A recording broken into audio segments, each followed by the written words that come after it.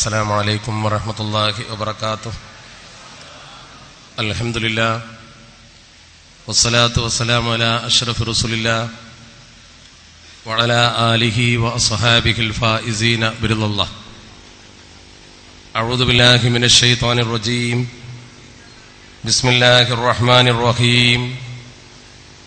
വമൻ യുരിദില്ലാഹു ഫിത്നതഹു ഫലൻ തംലിക ലഹു മിനല്ലാഹി ശൈആ ഉലൈക അല്ലദീന ലം യുരിദില്ലാഹു അൻ യുതഹിറ ഖുലൂബഹും. സദഖല്ലാഹു മൗലാനൽ അലിയുൽ അളീം. സ്നേഹാദരണീയരായ നമ്മുടെ ഈ അനുഗ്രഹീത ചടങ്ങിന്റെ അധ്യക്ഷപദം അലങ്കരിക്കുന്ന ഉസ്താദ് CKM സാദിഖ് മുസ്ലിയാർ അവർകളെ, സമസ്ത കേരള ജംഇയ്യത്തുൽ ഉലമയുടെ ബഹുമാന്യനായ ഉപാധ്യക്ഷൻ AP മുഹമ്മദ് മുസ്ലിയാർ അവർകളെ, സമസ്ത കേരള ജംഇയ്യത്തുൽ ഉലമയുടെയും ഇസ്ലാമിക വിദ്യാഭ്യാസ ബോർഡിന്റെയും കാര്യദർശി ബഹുമാനപ്പെട്ട കോട്ടുമല ബാപ്പു മുസ്ലിയാർ,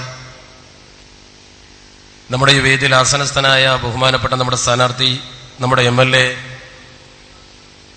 അഭിവന്ദ്യനായ സുഹൃത്ത് N ഷംസുദ്ദീൻ അവർകളെ, അഭിവന്ദ്യനായ സാബിക് അലി ശിഹാബ് തങ്ങൾ, എൻ്റെ സുഹൃത്ത് നാസർ ഫൈസി, KK തങ്ങൾ തുടങ്ങി തൊയ്യബ് ഫൈസി, ജബ്ബാർ ഹാജി, അതുപോലെ മരക്കാർ മൗലവി, ഞാൻ പേരെടുത്ത് പറയേണ്ട ഒരുപാട് ആളുകൾ, ബഹുമാനപ്പെട്ട ബഷീർ സാഹിബ് അടക്കം, അലി ഫൈസി കൊളപ്പറമ്പ്, മുഹമ്മദ് അലി ഫൈസി,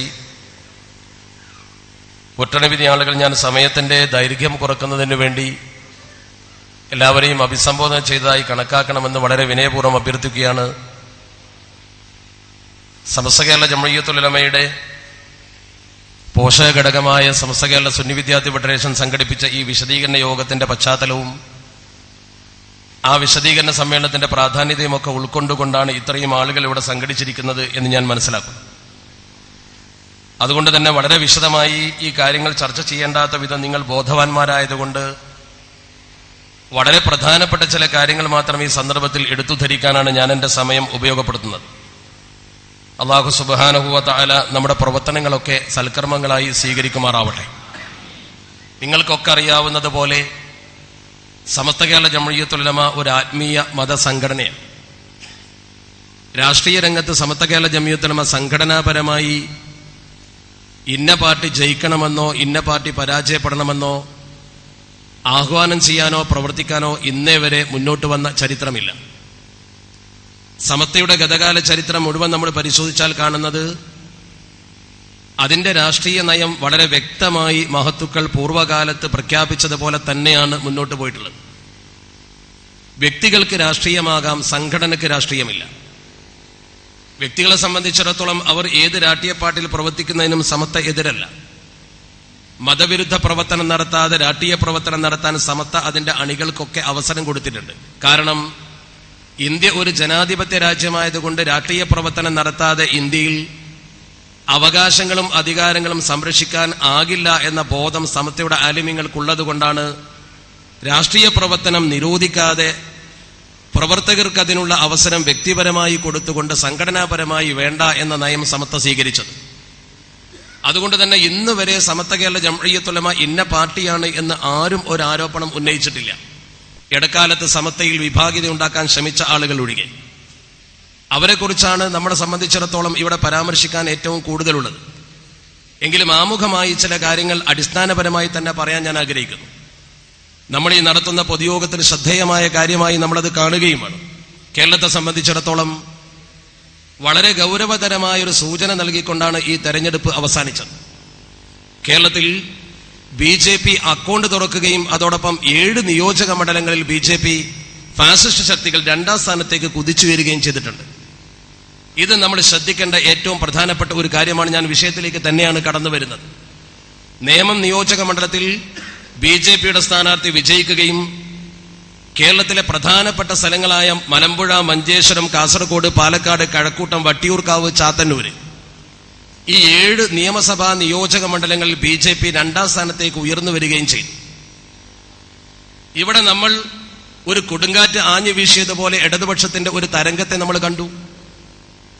ആ തരംഗം ഇവിടെ ആഞ്ഞു വീശിയത് ഇടതുപക്ഷത്തിന്റെ മഹിമ കൊണ്ടോ ഇവിടെ ഭരിച്ചിരുന്ന കക്ഷികളുടെ പ്രവർത്തനത്തിലെ പരാജയം കൊണ്ടോ വികസനത്തിന്റെ കുറവ് കൊണ്ടോ ആയിരുന്നില്ല. മറിച്ച് ഈ തരംഗത്തിന്റെ ആഞ്ഞു വീശലിന്റെ അടിസ്ഥാനപരമായ കാരണം ഫാസിസ്റ്റ് ശക്തികൾ നമ്മുടെ രാജ്യത്ത് കേന്ദ്രഭരണം പിടിച്ചെടുത്തതുപോലെ കേരളത്തിലും അവർ മുന്നേറുന്നുവോ, അങ്ങനെ വരുന്നുവെങ്കിൽ അതിനെ തടുക്കേണ്ടത് അനിവാര്യമാണ് എന്ന ഒരു തിരിച്ചറിവായിരുന്നു കേരളത്തിലെ ജനങ്ങൾ പ്രകടിപ്പിച്ചത് എന്നാണ് കൃത്യമായി രാഷ്ട്രീയം നിരീക്ഷിക്കുന്ന ആളുകൾക്ക് ബോധ്യമാകുന്നത്. നരേന്ദ്രമോദി 3 തവണ കേരളത്തിൽ വന്നു. അമിത്ഷാ തെരഞ്ഞെടുപ്പിന് നേതൃത്വം കൊടുത്തുകൊണ്ട് നമ്മുടെ കേരളത്തിൽ വന്നു. കേരളം സോമാലിയായി എന്നുവരെ നമ്മുടെ പ്രധാനമന്ത്രി ഇവിടെ വന്ന് പ്രഖ്യാപിച്ചുകൊണ്ട് ഭരണകൂടത്തെ അപഹസിച്ചു. അതിന്റെയൊക്കെ സൂചന നമ്മുടെ രാജ്യത്ത് കേരളത്തിൽ ഫാസിസ്റ്റുകൾക്ക് പിടിമുറിക്കണം എന്നതായിരുന്നു. അതായിരുന്നു അവരുടെ അജണ്ടയും അവരുടെ സ്വപ്നവും അതായിരുന്നു. എന്നാൽ വികസനത്തിന്റെ കാര്യത്തിൽ കഴിഞ്ഞ ഗവൺമെന്റ് വളരെ മനോഹരമായി കാര്യങ്ങൾ ചെയ്തു എന്ന് അവർക്കും അറിയാം. 5 വർഷം ഭരിച്ചൊരു ഗവൺമെന്റിനെ സംബന്ധിച്ചിടത്തോളം, ഞാൻ രാഷ്ട്രീയമായിട്ടല്ല പൊതുവെ വിലയിരുത്തണമല്ലോ നമ്മൾ കാര്യങ്ങൾ, മണ്ണാർക്കാട്ടെ വിജയം വികസനത്തിന്റെ വിജയമാണ് എന്ന് നാളെ തെറ്റിദ്ധരിക്കും, അല്ലെങ്കിൽ തെറ്റിദ്ധരിപ്പിക്കും. പ്രിയപ്പെട്ട MLA എന്നോട് ക്ഷമിക്കണം, ഞാനത് പറയുന്നത് ഈ മണ്ഡലത്തിൽ താങ്കൾ വികസനം നടത്തിയിട്ടില്ല എന്നല്ല. മറിച്ച് ചില വസ്തുതകൾ വെച്ച് നമ്മൾ പരിശോധിക്കുമ്പോൾ നിങ്ങൾ നേരത്തെ കണക്ക് കൂട്ടിയ ആ 7000ന്റെ വിജയം സംഭവിക്കുമായിരുന്നോ എന്ന് ഒന്നുകൂടി നമ്മൾ പരിശോധിക്കണമെന്നാണ് എനിക്ക് പറയാനുള്ളത്. ഞാൻ അങ്ങനെ പറയുമ്പോൾ തെറ്റിദ്ധരിക്കരുത്, കൃത്യമായ കണക്ക് വെച്ചുകൊണ്ട് നമുക്ക് തെളിയിക്കാൻ കഴിയും.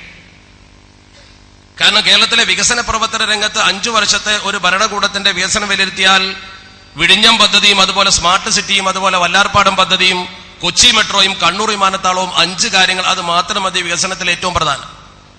ആ ഗവൺമെന്റ് തിരിച്ചു വരേണ്ടതായിരുന്നു, പക്ഷേ അങ്ങനെ സംഭവിച്ചില്ല. നമ്മൾ കൃത്യമായി മനസ്സിലാക്കണം.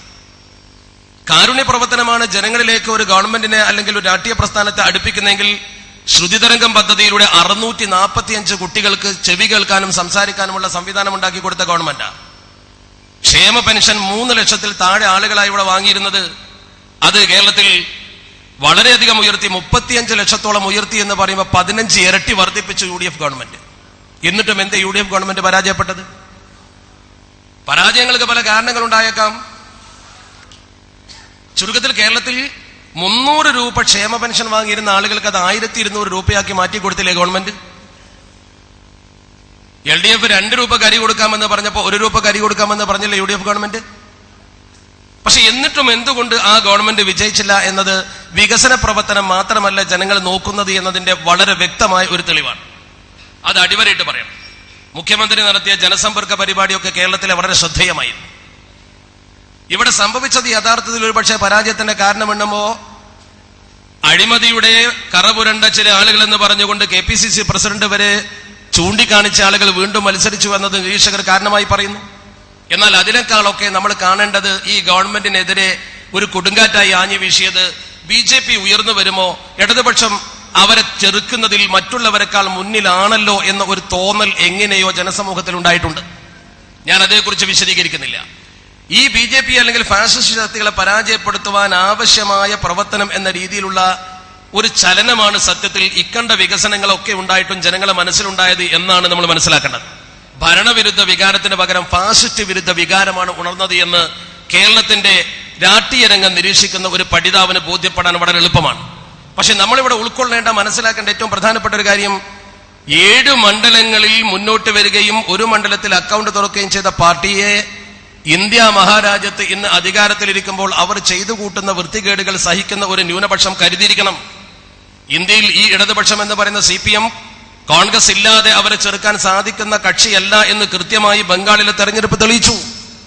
294 നിയോജക മണ്ഡലങ്ങളിലെ മത്സരത്തിൽ കൃത്യമായി 211ലും വിജയം നേടിക്കൊണ്ട് മമത തന്നെ അവിടെ അധികാരത്തിൽ വന്നു, നമ്മൾ കണ്ടു. ഞാൻ രാഷ്ട്രീയ നിരീക്ഷണം കൃത്യമായി നടത്തിക്കൊണ്ടാണ് പറയുന്നത്. CPM മുന്നണിക്ക് 33 സീറ്റാണ് അവിടെ കിട്ടിയത്, കോൺഗ്രസിന്റെയും പുറകിൽ പോയി.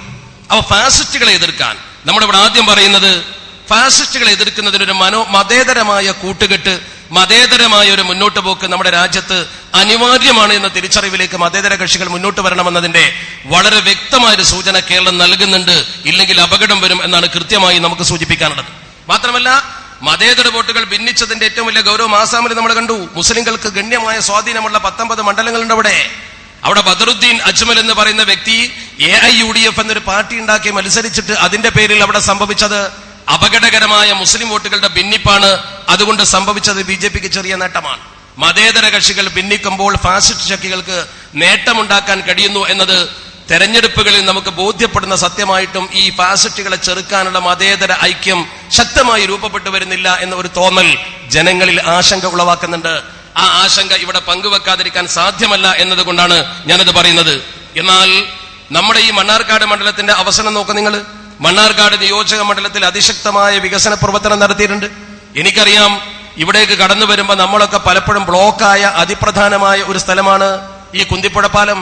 തന്റെ ആസ്തി ഫണ്ടിൽ നിന്ന് 9 കോടി രൂപ ചെലവഴിച്ചുകൊണ്ട് വളരെ മനോഹരമായി ആ പാലം നിർമ്മിച്ചു എന്നത് ഈ പ്രദേശത്തുകാർക്ക്, മണ്ണാർക്കാട്ടുകാർക്ക്, ഞങ്ങൾ ഇതിൽ സഞ്ചരിക്കുന്ന ആളുകൾക്കൊക്കെ വലിയ ആശ്വാസമായി. ആ വികസനത്തെ സമൂഹം അംഗീകരിക്കും, സ്വാഭാവികമാണ്. അട്ടപ്പാടിയിൽ ഗവൺമെന്റ് കോളേജ് വന്നു.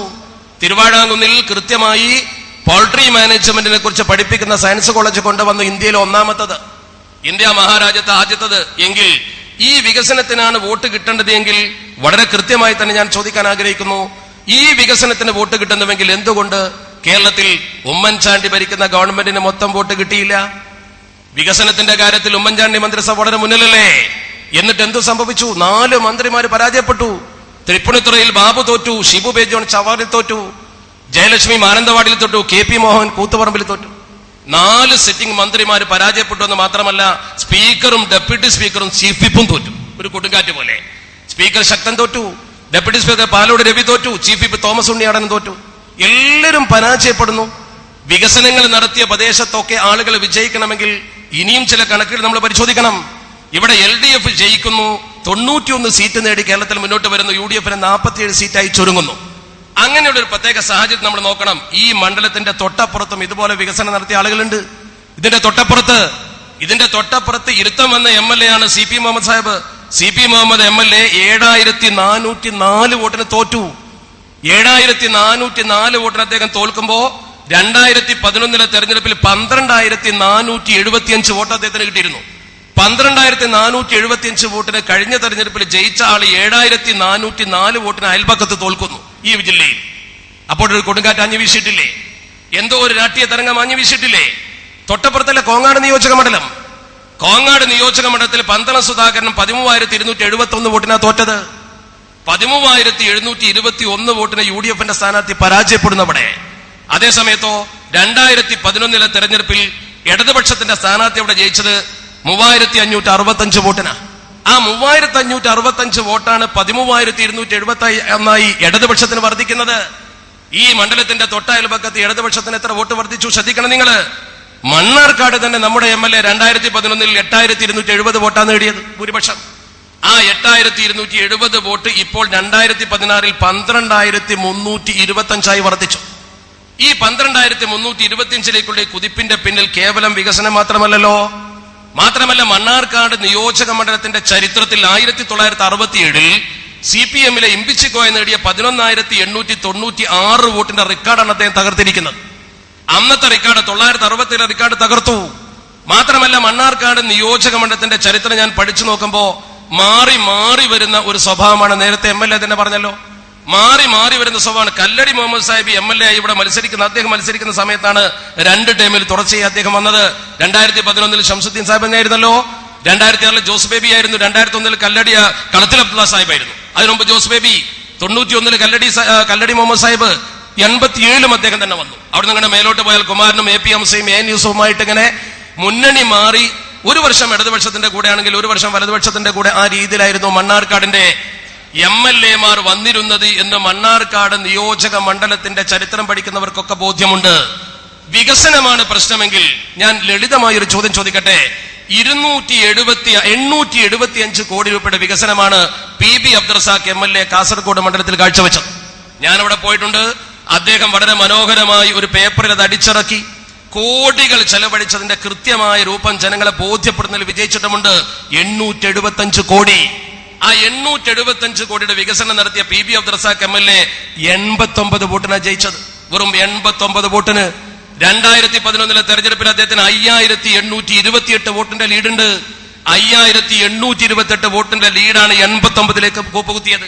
എന്താ കാരണം? വികസനത്തിന്റെ കുറവായിരുന്നില്ല. വികസനത്തിന്റെ കുറവല്ല, കേരളം മുഴുക്കെ എന്തോ ഒരു കാറ്റാഞ്ഞു വീശിയിട്ടുണ്ട്. 650 കോടി രൂപയുടെ വികസനമാണ് അബ്ദുറഹിമാൻ രണ്ടത്താണി നടത്തിയത്. ബഹുമാന്യനായ എന്റെ സുഹൃത്ത് ഷംസുദ്ദീൻ ഇവിടെ പാലം കൊണ്ടുവന്നിട്ടുണ്ടെങ്കിൽ അതിനേക്കാൾ പ്രയാസപ്പെട്ട സ്ഥലത്ത് നല്ലൊരു മേൽപ്പാലം കൊണ്ടുവന്നിട്ടുണ്ട് അബ്ദുറഹിമാൻ രണ്ടത്താണി. മണ്ണാർക്കാട് അട്ടപ്പാടിയിൽ കോളേജ് കൊണ്ടുവന്നിട്ടുണ്ടെങ്കിൽ താനൂരിലെ തീരദേശത്ത് ഗവൺമെന്റ് കോളേജ് കൊണ്ടുവന്നിട്ടുണ്ട് അബ്ദുറഹിമാൻ രണ്ടത്താണി. ഓട്ടുപുറത്ത് ടൂറിസം പദ്ധതി നടപ്പാക്കിയിട്ടുണ്ട്. വളരെ മനോഹരമായ വികസന പ്രവർത്തനത്തിൽ ചുക്കാൻ പിടിച്ച അബ്ദുറഹ്മാൻ രണ്ടത്താണി വി അബ്ദുറഹ്മാനോട് 4918 വോട്ടിന് തോറ്റു. ഈ 4918 വോട്ടിന് ബഹുമാന്യനായ വി അബ്ദുറഹ്മാൻ ജയിക്കുമ്പോ 2011 ബഹുമാന്യനായ സുഹൃത്ത് അബ്ദുറഹ്മാൻ രണ്ടത്താണി 9433 വോട്ടിന് ജയിച്ച സ്ഥലമാണത്. 9433 വോട്ടിന് അബ്ദുറഹ്മാൻ രണ്ടത്താണി ജയിച്ച സ്ഥലത്ത് 4918 വോട്ടിന് തോൽക്കുന്നു.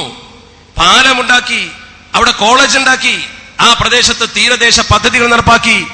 അവിടുത്തെ ടോയ്ലറ്റിന് വേണ്ടി അപേക്ഷ കൊടുക്കാൻ ആളുകളോട് ആവശ്യപ്പെട്ടാൽ തീരദേശത്ത് ഇനി അപേക്ഷകരില്ല. അത്രമാത്രം വികസന പ്രവർത്തനം അവിടെ നടത്തിയെന്ന മണ്ഡലം സന്ദർശിച്ചപ്പോൾ എനിക്ക് ബോധ്യമായിട്ടുണ്ട്. എന്നിട്ട് പോലും അദ്ദേഹം എന്തുകൊണ്ട് പരാജയപ്പെട്ടു? പഠിക്കണം നിങ്ങൾ. ഇവിടെ കൃത്യമായി മനസ്സിലാക്കണം, നമ്മുടെ മണ്ണാർക്കാട് പാലം അല്ലെങ്കിൽ ഈ കുന്തിപ്പുഴ പാലം പ്രധാനമാണ്. അതിനേക്കാൾ പ്രധാനമാണ് ഞങ്ങളെ സംബന്ധിച്ചിടത്തോളം അങ്ങാടിപ്പുറത്ത് വന്ന പാലം. ആ പാലത്തിന് നേതൃത്വം കൊടുത്ത കേരളത്തിന്റെ വികസന വകുപ്പില് നേതൃത്വം കൊടുത്ത മന്ത്രി മഞ്ഞളാങ്കുലിയായി 573 വോട്ടിനാണ് രക്ഷപ്പെട്ടത്. 573 വോട്ടിന് ഒരു കൊടുങ്കാറ്റ് വീശിയിട്ടുണ്ട്, ഒരു തരംഗം വീശിയിട്ടുണ്ട്. ഫാസിസ്റ്റ് വിരുദ്ധ തരംഗം അലയടിച്ച് വീശിയിട്ടുണ്ട്, ഞങ്ങൾ സമ്മതിക്കുന്നു. ആ ഫാസിസ്റ്റ് തരംഗത്തിലും ബഹുമാന്യനായ ശംസുദ്ദീന് വിജയിക്കാൻ അവസരം കൊടുത്തത് കൃത്യമായ ആസൂത്രണത്തോടെ നമ്മുടെ സഹപ്രവർത്തകർ ആഞ്ഞടിച്ചത് കൊണ്ട് തന്നെയാണെന്ന് പറയാൻ കണക്കിന്റെ പിൻബലം വെച്ച് കളിക്കാൻ തയ്യാറുണ്ടവർ വരട്ടെ, കൃത്യമായി ബോധ്യപ്പെടുത്തി കൊടുക്കാൻ തയ്യാറാണ് ഞങ്ങൾ. വികസനം മാത്രം പറയണ്ട, വികസനം കൊണ്ട് മാത്രമല്ല വിജയിച്ച്, ഇവിടെ കൃത്യമായി എണ്ണയിട്ട യന്ത്രം പോലെ സമത്വ കേരള ജംഇയ്യത്തുലമയുടെ കീഴ്ഘടകങ്ങൾ ഒന്ന് ഉണർന്ന് പ്രവർത്തിച്ചിട്ടുണ്ട്. ഞങ്ങൾ ഒന്ന് ഉണർന്നപ്പോൾ വന്ന ഈ കാറ്റ് ഒന്ന് ബോധ്യപ്പെട്ട് ഈ രീതിയിൽ മറ്റു മണ്ഡലങ്ങളിൽ ഇറങ്ങാൻ എന്റെ സുഹൃത്ത് നാസർ ഫൈസി പറഞ്ഞ പോലെ അവസരം കൊടുത്തിരുന്നുവെങ്കിൽ കാന്തപുരത്തെ ഭയപ്പെടുന്നവർക്ക് വിജയത്തിന്റെ സോപ്പാനത്തിൽ ഏറാമായിരുന്നു എന്ന് കൃത്യമായി മനസ്സിലാക്കണം. അബ്ദുറഹ്മാൻ രണ്ടത്താണിയെ തോൽപ്പിക്കണമെന്ന് അദ്ദേഹം ഒന്ന് പറഞ്ഞു കിട്ടിയാൽ മതിയായിരുന്നു എന്ന് അപ്പൊ താനൂർക്കാർ പറയുന്നു. ഒരു പ്രഖ്യാപനം അദ്ദേഹം നടത്തിയിരുന്നുവെങ്കിൽ അബ്ദുറഹ്മാൻ രണ്ടത്താണി സാമാജികനായി മാറുമായിരുന്നു. നിങ്ങൾ നോക്കണം, എന്റെ പ്രിയപ്പെട്ട സുഹൃത്ത് മമ്മൂട്ടി MLA, നിങ്ങൾക്കറിയാം സി മമ്മൂട്ടിയെ, 12,000 കുടുംബങ്ങൾക്കാണ് മുഖ്യമന്ത്രിയുടെ ഫണ്ടിൽ നിന്ന് സഹായം എത്തിച്ചു കൊടുത്തത്. മമ്മൂട്ടി സാഹിബ് എന്നോട് നേരിട്ട് പറഞ്ഞു, അദ്ദേഹത്തിന്റെ ഒരു തെരഞ്ഞെടുപ്പ് കൺവെൻഷനിൽ ഞാൻ പോയപ്പോ നേരിട്ട് എന്നോട് പറഞ്ഞു, മുഖ്യമന്ത്രിയുടെ ഫണ്ടിൽ നിന്ന് ഏറ്റവും കൂടുതൽ ഫണ്ട് വാങ്ങി ഇവിടെ സാധുക്കൾ കൊടുത്തത് ഞാനാണ്. ഞാനിത് പഠിച്ച് കൃത്യമായി മുഖ്യമന്ത്രി ആ മണ്ഡലത്തിൽ വന്ന് അത് അങ്ങനെ തന്നെ പറയുകയും ചെയ്തു. ഞാൻ അദ്ദേഹത്തോട് ചോദിച്ചു, ഇത്രമാത്രം നിങ്ങൾ കൊണ്ടു ചെല്ലുന്നതൊക്കെ മുഖ്യമന്ത്രി എങ്ങനെ അംഗീകരിച്ചത്? മമ്മൂട്ടി സാഹിബ് ജീവിച്ചിരിപ്പുണ്ടല്ലോ, അദ്ദേഹം എന്നോട് പറഞ്ഞു, ഞാൻ കൊണ്ടുതന്ന എല്ലാ പേപ്പറും മുഖ്യമന്ത്രി ഒപ്പിട്ട് തരും, സാധുക്കൾക്ക് വേണ്ടി ഞാൻ അപേക്ഷിക്കുന്ന സകല ഫണ്ടും എനിക്ക് കിട്ടും. അദ്ദേഹം എന്നോട് മനസ്സ് തുറന്ന് പറഞ്ഞു, ഞാൻ എന്റെ MLA ക്വാർട്ടേഴ്സിൽ നിന്നും മുഖ്യമന്ത്രിയുടെ മുമ്പിലേക്ക് ഒരു അപേക്ഷയുമായി പോകുമ്പോ 2 റക്അത്ത് നിസ്കരിച്ച് ദുആ ചെയ്തിട്ടല്ലാതെ ഒരു അപേക്ഷാ പേപ്പർ ഞാൻ കൊണ്ടുപോയിട്ടില്ല. സി മമ്മൂട്ടി എന്നോട് പറഞ്ഞ വാക്കാ, അതൊരു അഭിനന്ദനീയമായ വാക്കാണല്ലോ. ആ സി മമ്മൂട്ടി അത്രയൊക്കെ കട്ടപ്പെട്ട് മുന്നോട്ട് പോയിട്ട് അദ്ദേഹത്തിന് ഇത്തവണ കിട്ടിയ ഭൂരിപക്ഷം 7061 വോട്ടേ ഭൂരിപക്ഷം കിട്ടിയുള്ളൂ. 2011 23,566 വോട്ടാ ഭൂരിപക്ഷം. 23,566 വോട്ടിന്റെ ഭൂരിപക്ഷമാണ് 7061 വന്നത്. ശംസുദ്ദീൻ സാഹിബ് മനസ്സിലാക്കാഞ്ഞിട്ടല്ല ഞാൻ പറയുന്നത്, ഇവിടെ മനസ്സിലാക്കാത്ത ചില ആളുകൾ നാളെ പറയും, അവരോടാ പറയുന്നത്. ഈ രീതിയിൽ വോട്ട് കുറയുന്ന പ്രഖ്യാപനങ്ങളും പ്രവർത്തനങ്ങളും പല സ്ഥലത്തും നടക്കുമ്പോ ഈ മണ്ഡലത്തിൽ മാത്രം ഈ വോട്ട് എങ്ങനെ വർദ്ധിച്ചു, വിജയിച്ചു എന്ന് മാത്രമല്ലല്ലോ, എന്തുകൊണ്ട് ഇത്രമാത്രം വോട്ടുകൾ മുന്നോട്ട് പോയി എന്നാണ് പഠിക്കേണ്ടത്. ഇവിടെ സത്യത്തിൽ നമ്മൾ മനസ്സിലാക്കേണ്ട ഒരു കാര്യം, ഈ വിഭാഗത്തെ സംബന്ധിച്ചിടത്തോളം നമുക്ക് കൃത്യമായി അറിയാം, അവർ ഇക്കാലം അത്രയും ചെയ്തിരുന്ന പ്രവർത്തനം വിജയിച്ചതിന്റെ ശേഷം അവകാശവാദവുമായി മുന്നോട്ട് വരലാണ്. ഇപ്പൊ അവർ ചെയ്തതോ അബദ്ധവശാലോ സുബദ്ധവശാലോ എന്തോ ആകട്ടെ, അള്ളാഹുവിന്റെ തൗഫീഖോടുകൂടി പരസ്യമായി അദ്ദേഹം മണ്ണാർക്കാട്ടെ ശംസുവിനെ തോൽപ്പിക്കണം എന്ന് പറഞ്ഞു. ഒരുപക്ഷെ ഞാൻ മനസ്സിലാക്കുന്നത് ശംസുദ്ദീൻ സാഹിബ് പറഞ്ഞ പോലെ തന്നെ മഹാനായ റഈസുൽ മുഹഖിഖീൻ കണ്ണിയത്ത് അഹമ്മദ് മുസ്ലിയാർ നവ്വറല്ലാഹു മർക്കദ, ആ മഹാനുഭാവന്റെ ഖബറിടം അല്ലാഹു വിശാലമാക്കി കൊടുക്കുമാറാവട്ടെ. അദ്ദേഹത്തിന്റെ മഹത്തായ ഒരു പ്രഖ്യാപനമുണ്ട്, സമത്വക്കെതിരെ കേസ് കൊടുത്തവരെ അല്ലാഹു മുഖം കെടുത്തട്ടെ. അദ്ദേഹം പറഞ്ഞ വാക്ക, അതിന് ആമീൻ പറഞ്ഞ ഒരു വലിയ നിര കോഴിക്കോട് മുതലക്കുളത്തും മലപ്പുറത്തും ഉണ്ടായിരുന്നു. ആ വാക്ക് പുലരണ്ടേ? കണ്ണിയത്ത് പറഞ്ഞ വാക്ക് നോക്ക് നിങ്ങൾ. ഞാനൊക്കെ അന്നാണ് ഈ മുഖം കെടുത്തട്ടെ എന്നുള്ള വാക്ക് കേൾക്കുന്നത്. മാനം കെടുത്തട്ടെ എന്നല്ല കണ്ണിയത്ത് പറഞ്ഞ. എന്താ കാരണം? കണ്ണിയത്തിനറിയാം അവർക്ക് മാനമില്ല, പിന്നെ കടാലില്ലല്ലോ, പിന്നെ ആകെയുള്ളത് മുഖമാണ്. അത് കെട്ടില്ലേ, ഇതിലപ്പുറം എന്താ മുഖത്ത് നോക്കാൻ പറ്റുമോ? മുഖത്ത് നോക്കാൻ പറ്റില്ല. ഇപ്പൊ ഗൾഫിൽ പോയില്ലേ, ഗൾഫിൽ പോയി ദുബൈയിൽ വെച്ചിട്ട് ആ പത്രസമ്മേളനം. അതെന്താ? ഞാൻ അങ്ങനെ പറഞ്ഞിട്ടില്ല. സഖാവിമാർ പറഞ്ഞെന്താ? അത് ഷെയ്ഖുനാന്റെ ജദീദായ കൗലാണ്, മറ്റത് ഖദീമായ കൗലാണ്. കാരണം ഷെയ്ഖുന ഇമാം ഷാഫി തങ്ങളെ റാഫി ഇമാമിന്റെ ഒക്കെ മേലല്ലേ, അപ്പൊ അദ്ദേഹത്തിന് ജദീദായ കൗലുണ്ടാവും, ഖദീമായ കൗലുണ്ടാവും. നമ്മൾ സാധുക്കൾ അത് അംഗീകരിച്ചിരിക്കണം. ആ ജാതി തട്ടിപ്പൊന്നും ഈ സമൂഹത്തിന് മുമ്പിൽ ഇനി വിലപ്പോകുന്ന പ്രശ്നമില്ലെന്ന് നിങ്ങൾ പറഞ്ഞു കൊടുക്കണം. എനിക്ക് എന്റെ പ്രിയപ്പെട്ട സാധു സഖാഫി സുഹൃത്തുക്കളോട് പറയാനുള്ളത്, ഇനി നിങ്ങൾ അദ്ദേഹത്തെ ഷെയ്ഖുന എന്ന് പറഞ്ഞ് വെറുതെ വഷളാക്കരുത്. അല്ലെങ്കിൽ തന്നെ അതിന് യോഗ്യനില്ലാത്ത ഒരാളാണ് എന്ന് മാനുമുസ്ലിം പറയാണ്ടായിരുന്നു. ഇനി നിങ്ങൾ ഷെയ്ഖുന എന്ന് പറഞ്ഞാൽ തക്കാളിപ്പെട്ടിക്ക് ഗോദറേജിന്റെ പൂട്ട് വെച്ച മാതിരി ഉണ്ടാവും. വെറുതെ എന്തിനാ ഇടങ്ങാറാവും നിൽക്കണത്? ആ രീതിയിൽ വേണ്ട. സത്യത്തിലൊരു മനുഷ്യനെ ഇല്ലാത്ത പദവി വെച്ചുകൊണ്ട് നിങ്ങൾ അങ്ങനെ പുകഴ്ത്തി അദ്ദേഹത്തെ വഷളാക്കണ്ട. അതാണ് കൃത്യമായി നിങ്ങളോട് വളരെ വിനയപൂർവ്വം പറയാനുള്ളത്. എന്നാൽ നിങ്ങൾ നോക്കിക്കോ, സമത്വ കേരള ജമിയത്തുലുമായി ഒട്ടിനിന്ന ഇവിടെ നേരത്തെ എന്റെ സുഹൃത്ത് കബീർ അൻവരി സൂചിപ്പിച്ചു, മാപ്പ് പറയണമെന്ന് പറഞ്ഞിട്ടും, തോൽപ്പിക്കുമെന്ന് പറഞ്ഞ ആളോട് പോയിട്ട് മാപ്പ് പറയണമെന്ന് പറഞ്ഞിട്ടും അത് അംഗീകരിക്കാതെ കൃത്യമായി തന്റെ ആദർശത്തിൽ ഉറച്ചു നിന്നുകൊണ്ട് ഒരു പീഡന കേസിൽ സഹായിക്കാത്തതിന്റെ പേരിലാണ് എന്നെ ആക്രമിക്കുന്നതെങ്കിൽ ഞാൻ അവിടെ തന്നെ നിൽക്കുന്നു എന്ന് ആൺകുട്ടിയെ പോലെ പറഞ്ഞ ശംസുദ്ദീൻ സാഹിബിനെ വിജയിപ്പിക്കണം എന്നത് ഉത്തരവാദിത്തമായി ഏറ്റെടുത്ത ആളുകളുണ്ട് ഇവിടെ. ആ ഉത്തരവാദിത്തമാണ് ഇവിടെ നിർവഹിക്കപ്പെട്ടത്. സത്യത്തിൽ നിങ്ങൾ നോക്കൂ, എനിക്കറിയാം അദ്ദേഹത്തിന്റെ സഹപ്രവർത്തകരിൽപ്പെട്ട ആളുകൾ തന്നെ നിങ്ങൾ മർക്കസിൽ പോയി മാപ്പ് പറയണമെന്ന് അദ്ദേഹത്തെ ഉപദേശിച്ചിട്ടുണ്ട്. മറച്ചു വെക്കാൻ കഴിയില്ല, എനിക്കറിയാം, ഉപദേശിച്ചിട്ടുണ്ട്. പല ചർച്ചകളിലും പലരും അങ്ങനെ പറയുന്നത് കേട്ടിട്ടുണ്ട്. പക്ഷെ അദ്ദേഹം അത് അംഗീകരിച്ചില്ല. ഞാൻ ഒരിക്കലും അങ്ങനെ ചെയ്യില്ലെന്ന് തീർത്തു പറഞ്ഞു. സമത്വ കേരള ജമിയത്തുലുമായി ബറക്കത്തുള്ള സംഘടനയുമായി ഒട്ടിനിന്നു. അതാണ് അതിന്റെ പ്രത്യേകത. അങ്ങനെ ഒട്ടിനിന്നവർക്കൊക്കെ ഗുണം കിട്ടിയിട്ടുണ്ട്. ഇപ്പൊ പൂർണ്ണമായി മുജാഹിദ് കുടുംബത്തിൽ ജനിച്ച ആളാണ് പി കെ ബഷീർ. പി കെ ബഷീർ സമത്വ കേരള ജമിയത്തുലുമയുടെ ആലപ്പുഴ സമ്മേളനത്തിൽ വന്നു. സമ്മേളനത്തിൽ വെച്ചൊരു പ്രസംഗമൊക്കെ നടത്തി. ഇതിനെതിരെ അദ്ദേഹത്തിനെതിരെ വാട്സപ്പിൽ നല്ല പ്രചരണം നടത്തി. ആ പ്രചരണം നടത്തി പി കെ ബഷീർ സമത്വയുമായുള്ള ബന്ധം, അദ്ദേഹം ഏത് ആദർശക്കാരനാണെങ്കിലും സമത്വയുമായി നല്ല ബന്ധമാണ്. എത്രത്തോളം എന്ന് ചോദിച്ചാൽ മലപ്പുറം ജില്ലയിൽ ജബ്ബാറാജിക്കറിയാം, തച്ചണ്ണയിൽ പ്രശ്നമുണ്ടായപ്പോൾ ആ പ്രശ്നത്തിലൊക്കെ ഇടപെട്ടുകൊണ്ട് ന്യായത്തിന്റെ പക്ഷത്ത്, സമത്വക്കാരെപ്പോഴും ന്യായത്തിന്റെ പക്ഷത്തെ ഉണ്ടാവാറുള്ളൂ. അവരെ സ്ഥാപനം നമ്മൾ കയ്യേറാൻ പോകാറില്ല. കണക്ക് ചോദിച്ചപ്പോൾ വഖഫ് ബോർഡിന്റെ ഉദ്യോഗസ്ഥനെ കയ്യേറ്റം ചെയ്തതിന്റെ പേരിൽ ഉണ്ടായ പ്രശ്നം അവരുണ്ടാക്കിയതാ. ആ പ്രശ്നത്തിൽ MLA വളരെ കൃത്യമായി തന്റെ നയം പ്രകടിപ്പിച്ചുകൊണ്ട് സമത്വക്കൊപ്പം നിന്നു. സമത്വക്കൊപ്പം നിന്നു എന്ന് പറഞ്ഞാൽ നീതിക്കൊപ്പം നിന്നു എന്നല്ലാതെ മറ്റൊന്നുമില്ല. ആ പി കെ ബഷീർ ഏറനാട് മണ്ഡലത്തിൽ ഈ ഒഴുക്കിനിടയിൽ തന്നെ മത്സരിച്ചു. ഈ ബഷീറും നിങ്ങളൊക്കെ നടത്തിയ വികസനം തന്നെ അവിടെ നടത്തിയത്. പക്ഷെ പി കെ ബഷീർ സമത്വയുടെ യോഗത്തിൽ പങ്കെടുക്കുകയും സമത്വക്കൊപ്പം നിൽക്കുകയും ചെയ്തപ്പോൾ സമത്വയുടെ പ്രവർത്തകർ അതിശക്തമായി മുന്നോട്ട് വന്നു. മാത്രമല്ല, പി കെ ബഷീറിനെതിരെ ഏറനാട് നിയോജക മണ്ഡലത്തിൽ മത്സരിച്ചത് കെ ടി അബ്ദുറഹ്മാനാണ്. കെ ടി അബ്ദുറഹ്മാൻ മുസ്ലിം ജമാഅത്തിന്റെ യോഗത്തിൽ മഞ്ചേരിയിൽ പങ്കെടുത്ത ആളാണ്. അദ്ദേഹത്തിന് വേണ്ടി പരസ്യമായി വീടുകൾ കയറി വോട്ട് പിടിച്ചു. അദ്ദേഹത്തിന് വേണ്ടി വോട്ടുകൾ വസിയത്ത് ചെയ്യിച്ചു പലരും. എന്നാൽ ഇതൊക്കെ ചെയ്തിട്ടും പി കെ ബഷീർ ഈ ഒഴുക്കിന്റെ ഇടയിൽ വിജയിച്ചത് 12,893 വോട്ടിനാ. അതേസമയത്ത് ഈ പി കെ ബഷീർ 2011 ജയിച്ചത് 11,246 വോട്ടിനാ. 1504 വോട്ടിന്റെ ഭൂരിപക്ഷം ഏറനാട് മണ്ഡലത്തിൽ കൊടുത്തിട്ടുണ്ടെങ്കിൽ അതൊക്കെ സൂചനകളായി മനസ്സിലാക്കാൻ ബുദ്ധിയുള്ളവർക്ക് കഴിയും. ബഷീർ യോഗത്തിന് വന്നപ്പോൾ അവനെ പരാജയപ്പെടുത്തുമെന്ന് പറഞ്ഞിരുന്നു. ബഷീറിന് 1500 വോട്ട് വിജയിച്ചു. നിങ്ങളടുത്ത് വന്നവരുണ്ടോ? മുഖ്യമന്ത്രി ഉമ്മൻചാണ്ടി വെറുതെ മർക്കസ് പോയി, കഴിഞ്ഞു കഥ, വെറുതെ പോയി. അയാൾ പറഞ്ഞു വരണം. കുഞ്ഞാലിക്കുട്ടി സാഹിബ് പറഞ്ഞു മർക്കസിലേക്ക് ക്ഷണിച്ചിട്ടുണ്ട്, ഞങ്ങൾ തടഞ്ഞില്ല. ഇനി കോൺഗ്രസിന് അതുകൊണ്ടൊരു ബുദ്ധിമുട്ട് വേണ്ട, ഒരു മുന്നണി നേതാവ് എന്നുള്ള നിലയ്ക്ക് തടഞ്ഞാൽ നിൽക്കും. കുഞ്ഞാലിക്കുട്ടി സാഹിബ് അങ്ങനെ തന്നെ പറഞ്ഞു, തടഞ്ഞാൽ നിൽക്കും. പക്ഷേ ഞങ്ങൾ അതിൽ ഇടപെട്ടില്ല. ഉമ്മൻചാണ്ടി പോയി. പോയതോടുകൂടി അദ്ദേഹത്തിന്റെ ഈ വികസനങ്ങളൊക്കെ മുങ്ങിപ്പോയി. ഈ വ്യക്തി ആരെ തൊട്ടുവോ ആരെ സ്പർശിച്ചുവോ അത് മുഴുവൻ കുളത്തിലായ കഥകളാണ് പൂർവ്വകാലത്തെ നമുക്കൊപ്പമുള്ളത്. സമത്വക്കൊപ്പം നിന്നു കെ എം ഷാജി, അറിയപ്പെടുന്ന ഒരു മീഡിയ പ്രവർത്തന അയാൾക്കെതിരെ മത്സരിച്ചത്. 2011 493 വോട്ടിന്റെ ഭൂരിപക്ഷം 2016 22,287 493 നിന്ന് 2287 ഷാജി കുതിച്ചുയർന്നു. എന്താ കാരണം? വർഗീയ ഫാസിസ്റ്റ് ശക്തികളെ എതിർക്കും പോലെ തന്നെ നമ്മുടെ സമൂഹത്തിൽ തീവ്രവാദം വളർത്തുന്ന ആളുകളെയും എതിർത്ത് സമത്വ പറഞ്ഞ അതേ ലൈനിൽ തന്നെ നിന്നുകൊണ്ട് അതിശക്തമായി അദ്ദേഹത്തിന്റെ പ്രവർത്തനം മുന്നോട്ട് കൊണ്ടുപോകാൻ കഴിഞ്ഞു. ഇതൊക്കെ നമ്മൾ ശരിക്കും മനസ്സിലാക്കണം. അദ്ദേഹത്തെ ശക്തമായി എതിർത്തല്ലോ മറുഭാഗം. ഇവിടെ നേരത്തെ ആധികാരികമായി തന്നെ മുസ്ലിം ലീഗിന്റെ ഉത്തരവാദപ്പെട്ട നേതാക്കൾ പറഞ്ഞു, ഇത്തവണ ഒരു മണ്ഡലത്തിലും ഇവരുടെ സഹായം ഉണ്ടായിട്ടില്ല. മാത്രമല്ല, മണ്ണാർക്കാട് മണ്ഡലത്തിൽ എന്റെ പ്രിയപ്പെട്ട സുഹൃത്ത് മണ്ഡലം ജനറൽ സെക്രട്ടറി മുസ്ലിം ലീഗിന്റെ സെക്രട്ടറി ബഷീർ സാഹിബ് സൂചിപ്പിച്ചു, ഇതിന്റെ ക്രെഡിറ്റ് മുഴുവൻ സമത്വയുടെ ഈ പ്രവർത്തകർക്ക് തന്നെയാണ് എന്ന് ബഷീർ പറയുമ്പോ അത് ആധികാരികമായി പഠിച്ചത് കൊണ്ടല്ലേ പറയുന്നത്. ഇവിടെ നമ്മൾ ശരിക്കും വിലയിരുത്തേണ്ട ഏറ്റവും പ്രധാനപ്പെട്ട ഒരു കാര്യമുണ്ട്. ഈ കാന്തപുരം ഇഫക്റ്റ് എന്ന് പറയുന്ന സാധനം അത് കേവലം സീറോ മാത്രമാണ്. അത് കേവലം സീറോ മാത്രമാണ്. അദ്ദേഹം സമത്വ കേരള ജമിയത്തുലമയിൽ വന്നതിന്റെ ശേഷം ഉണ്ടാക്കിയ പുലിവാലുകൾ ശരിക്കും നമ്മൾ മനസ്സിലാക്കണം. ഞാൻ ഈ വിഷയത്തിലേക്ക് തന്നെ തിരിച്ചു വരുന്നു. പക്ഷെ നമ്മൾ ഇതിൽ മനസ്സിലാക്കേണ്ട ചില പ്രധാനപ്പെട്ട കാര്യങ്ങളുണ്ട്.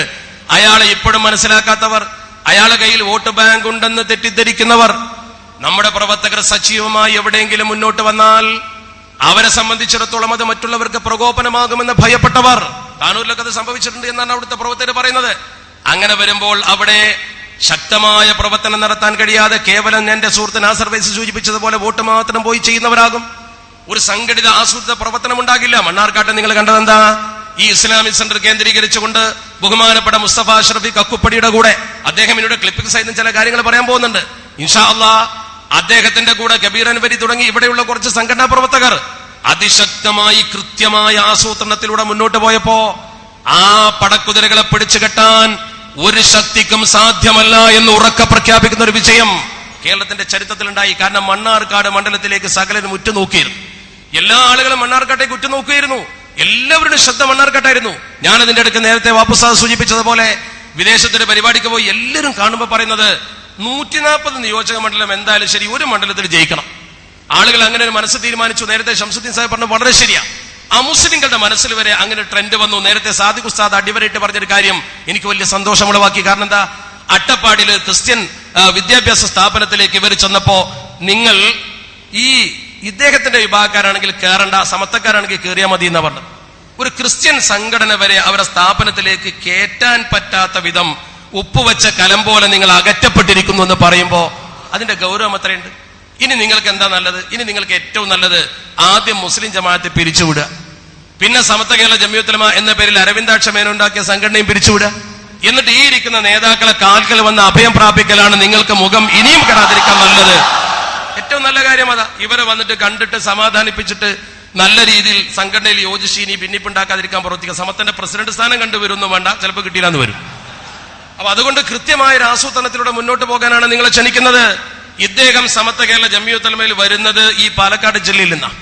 ഈ പാലക്കാട് ജില്ലയ്ക്ക് ഒരുപാട് ചരിത്രമുണ്ട്. സമത്വയുമായി ബന്ധപ്പെട്ട ചമ്മൻകുഴിയും അതുപോലെ തന്നെ സമത്വയുടെ ആദ്യകാല സമ്മേളനങ്ങൾ നടന്ന ഒരുപാട് സ്ഥലങ്ങൾ മോളൂരൊക്കെ ഈ പാലക്കാട് ജില്ലയിലെ പ്രധാനപ്പെട്ട ഭാഗങ്ങളാണ്.